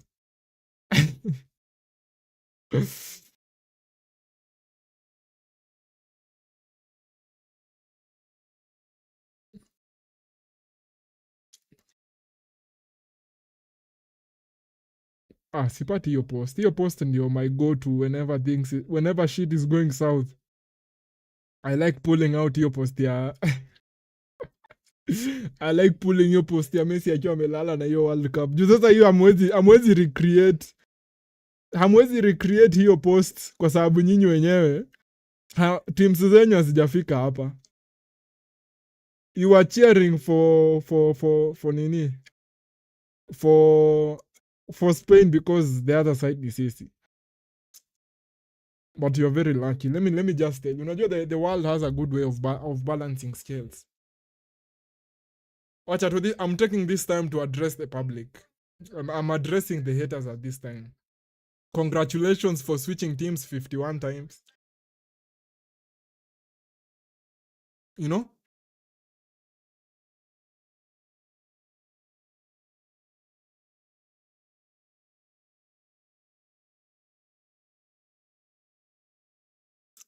Spati your post. The devil pia ni kama anani defend, anani expose huku nje.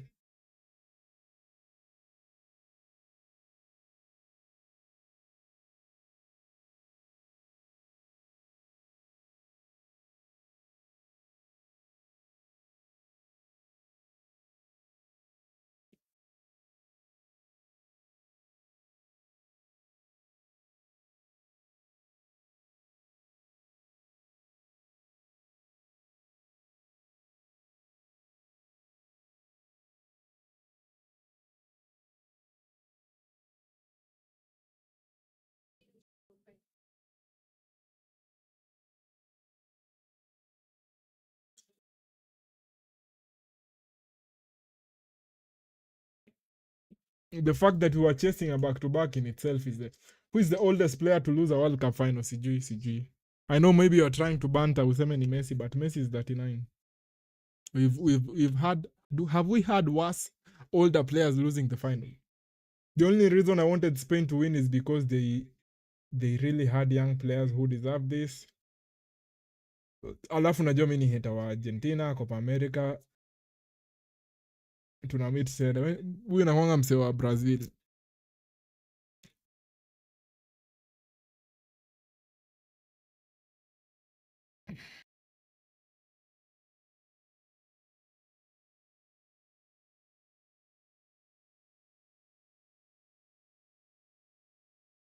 Sipati hiyo picha. Maybe I'll look for it afterwards. Anyway, guys, thank you so much for being here. Thank you everyone for being here during the World Cup. Imekuwa phenomenal. Not the result I wanted, obviously. I predicted the last 4 games, basically, but I didn't get the final one, which is who will win. I predicted the teams zenye zitafika. Yeah, it's okay. Inakuanga painful. Unaona hiyo moment after me concede, that is the most painful moment. After the whistle imekuwa blown. You know you can't change it. There's nothing more you can do. So yeah, congratulations to Spain. You deserve it. You played good football today. You have played good football in the tournament. It's okay. It's okay. I'm seeing my Argentina players sad and demoralized, but it's okay. It's okay. The whole world wanted us to lose. When was the last time you had the whole world cheering against you? So it's wacha waende wajiconsole. This is the win that they get, despite the fact that neither of their teams won. It's okay. It's okay. We have to come. We have to know. We have come to know that back-to-back is hard. Messi didn't have any meaningful support.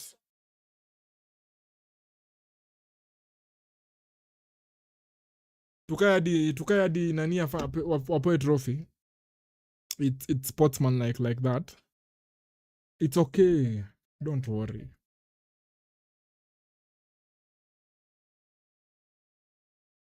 Akionani hiyo video imepotea. Hiyo picha imepotea.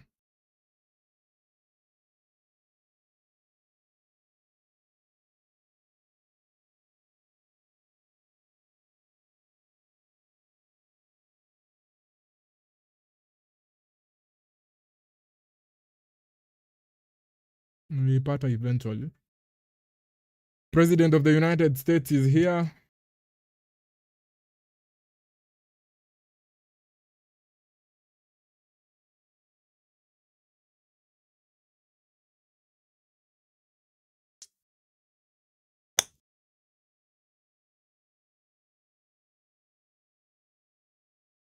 Wacha sasa ni waratul hapo kwa status.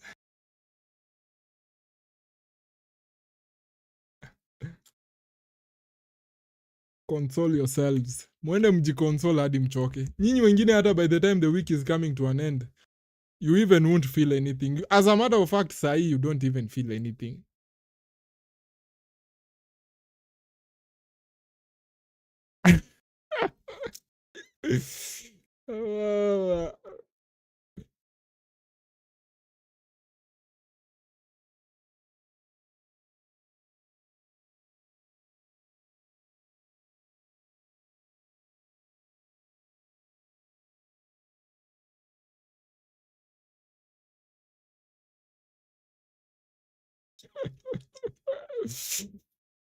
Watu wa Team Spain wote wako hapa.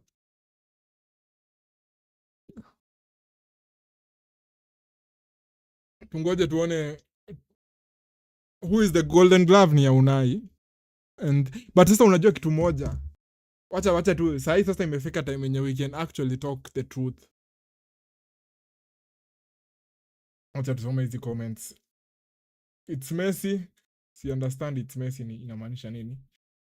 Ngoja to lift trophy again, unatumia tu na wewe ni mtu. Wewe si ni mse wa nini England? We are hating on FIFA. Ona vile Infantino ameboeka. Sijaona akiingia, especially that Infantino moron. Trump anataka medal this time pia. Last time alichukua ya Madueke, ile ya Chelsea.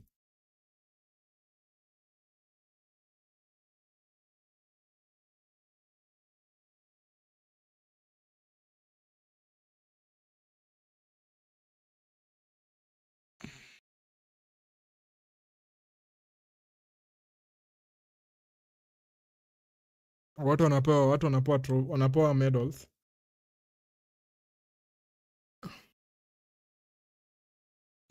Mbona center referee amevaa nini hadi sahi? Amevaa hii camera na communication device. Ama anataka VAR, wafanye VAR check sahi. Hiyo bao ya Ferran itolewe immediately. Tuibe sasa in front of your eyes. Mwanze kunini, kufanya nini?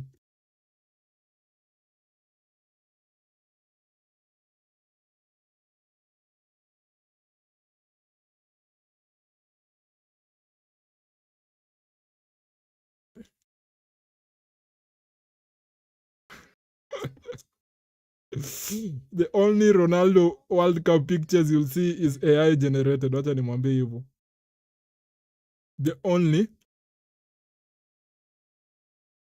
only Ronaldo World Cup pictures ama pics you'll see will be AI generated.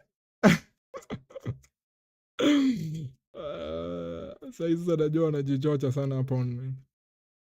Trump anataka kwa nini unaongelelea? Kwa nini unaongea ukilia? Siamini Unai alifungwa possibly the worst striker he faced. Alifungwa na nani? I can't remember. Who did he consider against? Kubarsi, unaona Kubarsi winning best player. Hopefully he'll be able to put aside all his shit Champions League performances.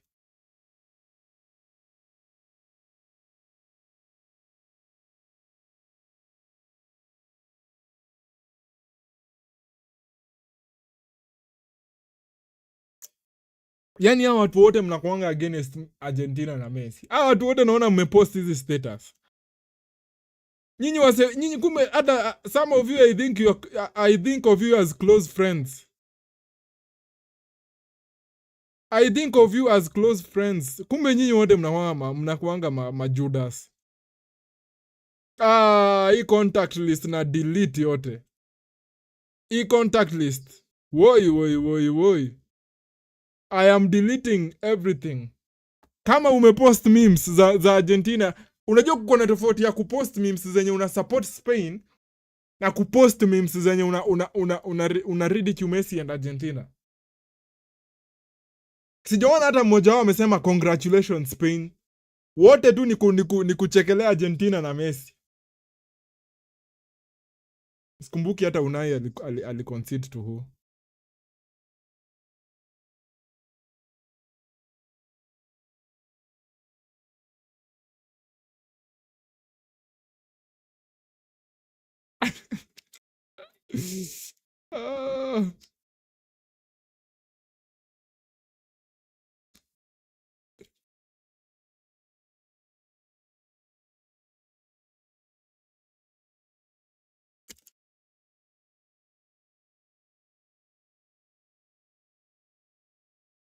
Rodri best player of the tournament.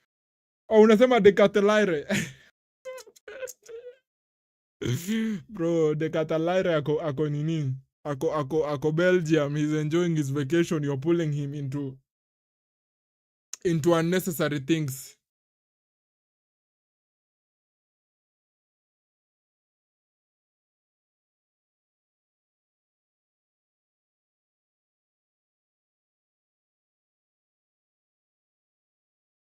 Sasa mtajicontradict. Juu wenye mnasemanga Rodri Ballon d'Or thief.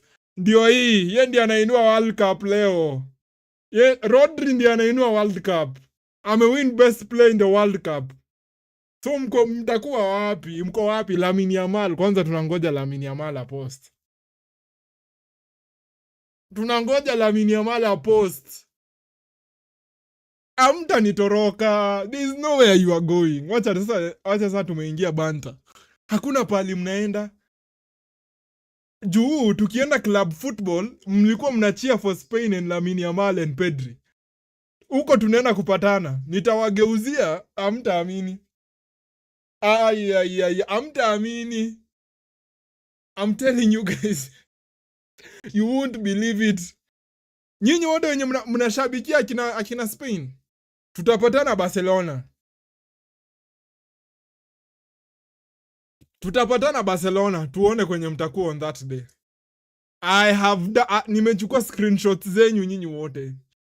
contact list yangu, I have taken screenshots of you guys nini praising Spain and all the players. Most of them hata ni wa Barcelona. How many players hata they play for Real Madrid wako hapa? Zero ama do they even have one? Maybe Kukurea na yeye hata hajavaa hata jezi ya Real hata once. But utasema Kukurea. Rodrigo Hernandez on his way to steal another Ballon d'Or na wanachukia team Infantino. When they win a match, umeona what Paredes did to your boy Gavi?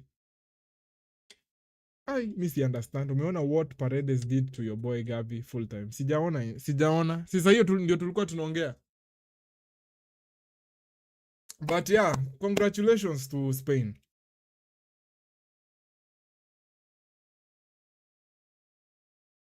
Lautaro sadly hata hakupata chance ya kuget into the game. Unfortunate.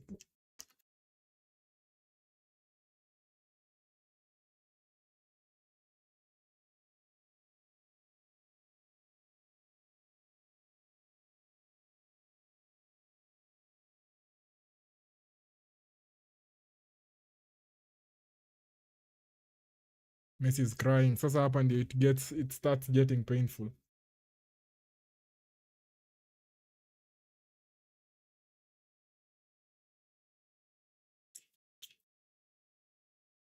This is where it starts getting painful. When you see Messi crying sasa ndio inaanza kuuma sasa. Cameraman is the biggest asshole in the world.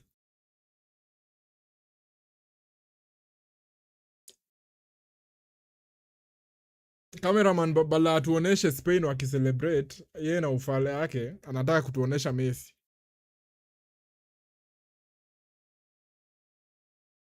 I think that is his final game for Argentina.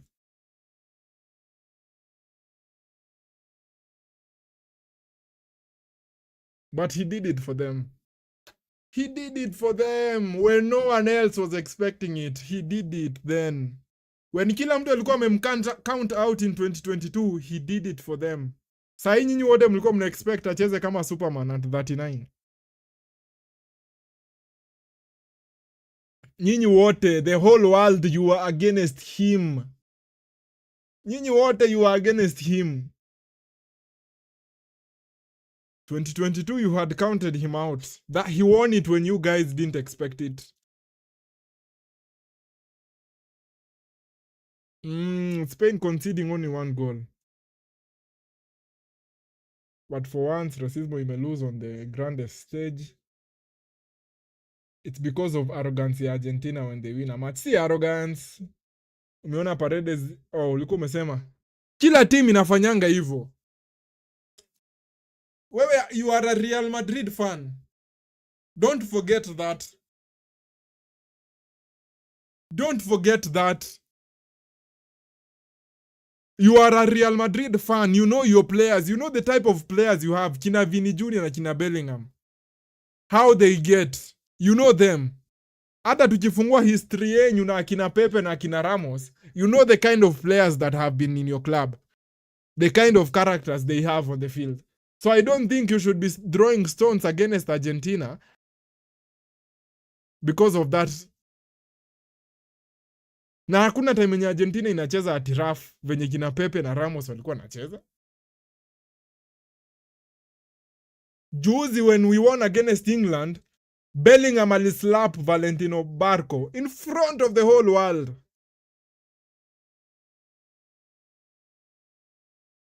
In front of the whole world, after full time, Bellingham alipiga the young boy. Alipiga the shortest and the smallest player in the Argentina team.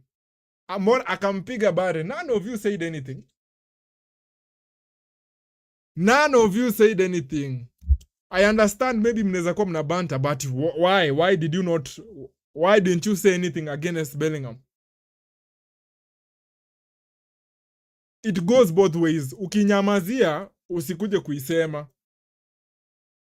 Unaona kama mimi sasa I don't complain about hizo mambo za off field.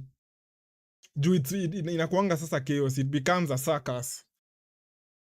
Ukianza kufuatilia Bellingham ile siku alipiga player wetu. Kwa hivyo sisi pia next time tukicheza tunaenda kupiga player wao. It will never end. So it doesn't even count. I don't even take time thinking about it.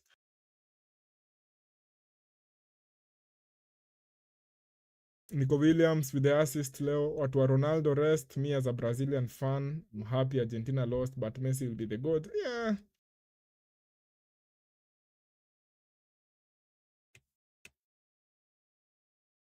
Hakuna hapa cha Real Madrid. Ebu ona the way you behave like a bunch of thugs. There's a reason unasema hakuna cha Real Madrid because utaki tuongelele hiyo. Tukiongelelea hiyo, skills zina balance. As a matter of fact, skills sasa sisi ndio tunafanya little compared to you guys. Real Madrid is a football club. Argentina has such unlikable players. Okay, again, you don't need to like them. I don't know who told you to like them. Like, you don't need to like them. The fact that you don't support them, I don't know mbona unangangana to like them. Mimi, I like these guys because of the way they fight and the way they represent themselves out there. But I manishi ati I know them be outside football. Hakuna mtu mwenye tunajua outside football. We only know them because they are football players. Nilikuwa naona ile The Last Dance ya Michael Jordan. Nakumbuka during their time, during hiyo unasema Barco alimprovoke physically. Si Bellingham pia angesema anything amprovoke. Again, hii si conversation yenye itaisha when we decide to go down this street. Barco alimprovoke na words. Si Bellingham angemprovoke na words. Mbona alimpiga? You see? So unaona, itashinda ikienda back and forth hivi. Back and forth hivi. But it is part of the game. As a matter of fact, the reason mna complain hivyo is because you guys are used to soft football. Roy Keane angekuwa hapa sahii mngekuwa mmekula mabare sana. Roy Keane angekuwa hapa, nyinyi mngekuwa mmekula mabare.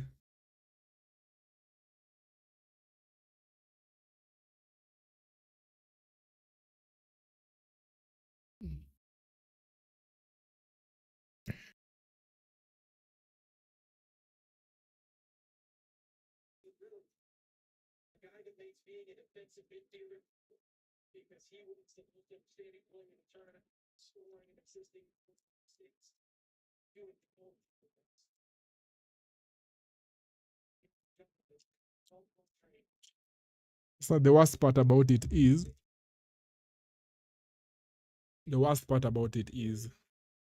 this is the worst part about it. Sasa you have NPCs. Sasa ndio wana contribute kwa the biggest conversations.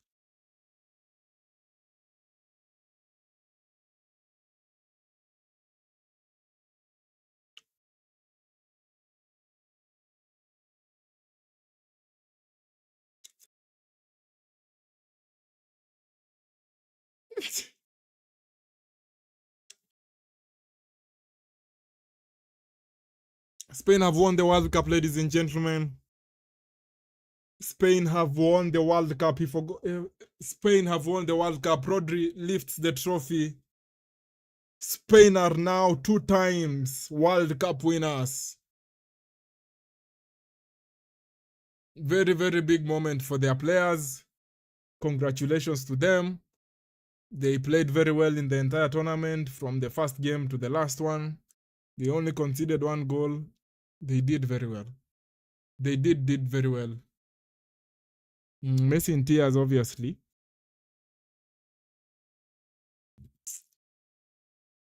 Afu unajua pia the worst part about it is, unajua the worst part about it ni, we have lost, but pia si ati we even got started. You know, si ati we got to it. Hiyo ndio inakuwa hata the worst part. Again, tashinda nikireference the Last Dance. Michael Jordan alisema after they won the championship in 98, the fact that sasa kuko na backstory mrefu, sijui kama nyinyi mnajua. The fact that team yao, that is Chicago Bulls, wali release players wao in terms of the team that had won the championship ilikuwa broken, ama the team immediately went into a build up and they were not given a chance to defend the world champion, ama they were not given a chance to go and win their seventh. Ilikuwa even worse. So leo the fact that tumelose na we didn't even get going is even worse, kwa sababu I don't think Messi alipata chance ya kunini, chance ya ku come up with something. Ilikuwa tu every time we were on the back foot, every time we were defending. That is even the worst part. But it's okay, guys. I appreciate you guys for tuning in. I'm definitely going to shoot a reaction. I know most people watashanga. Most people watashanga. But kidogo tu ni adjust time. So yeah, I'm hoping you guys have fun. When you're celebrating, celebrate, stay safe. Do it how you guys prefer doing it in terms of your celebration, but make sure you take care of yourselves, stay safe. Usikue carried away. Don't put yourself in harm's way, because Spain, which is a team that you don't support, has won against Argentina, a team that you don't like. Alafu sasa Jimeisha Raya is a fraud.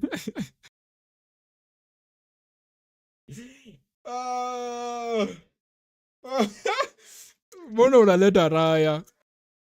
Raya hawezi cheza hapa. Acha tu niongee ukweli. Hawezi, hapa atakuja kufanya, hapa atakuja kuruka venye anarukanga huko.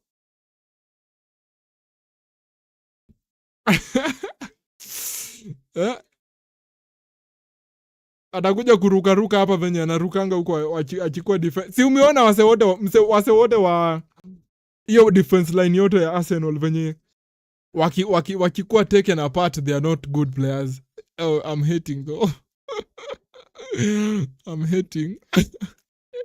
I can't help myself. Gabriel akienda kule kwa Brazil anakuwa reduced to nothing. Saliba, he's struggling with fitness.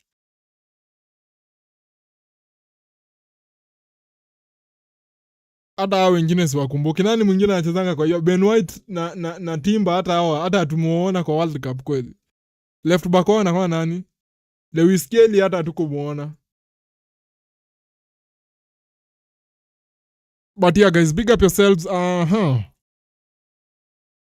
I think I'm going to go on a break. I think nimekuwa overdo. The last 1 month nimedo a lot of content. Hadi na feel ni kama I need to go on a break maybe. Ingekuwa Raya, Messi, ingekuwa na bao. I don't think ingefika huko. The way Spain walikuwa well calculated. Maybe yeah. Sasa unajua yote ni in hindsight. Hatutawahi jua.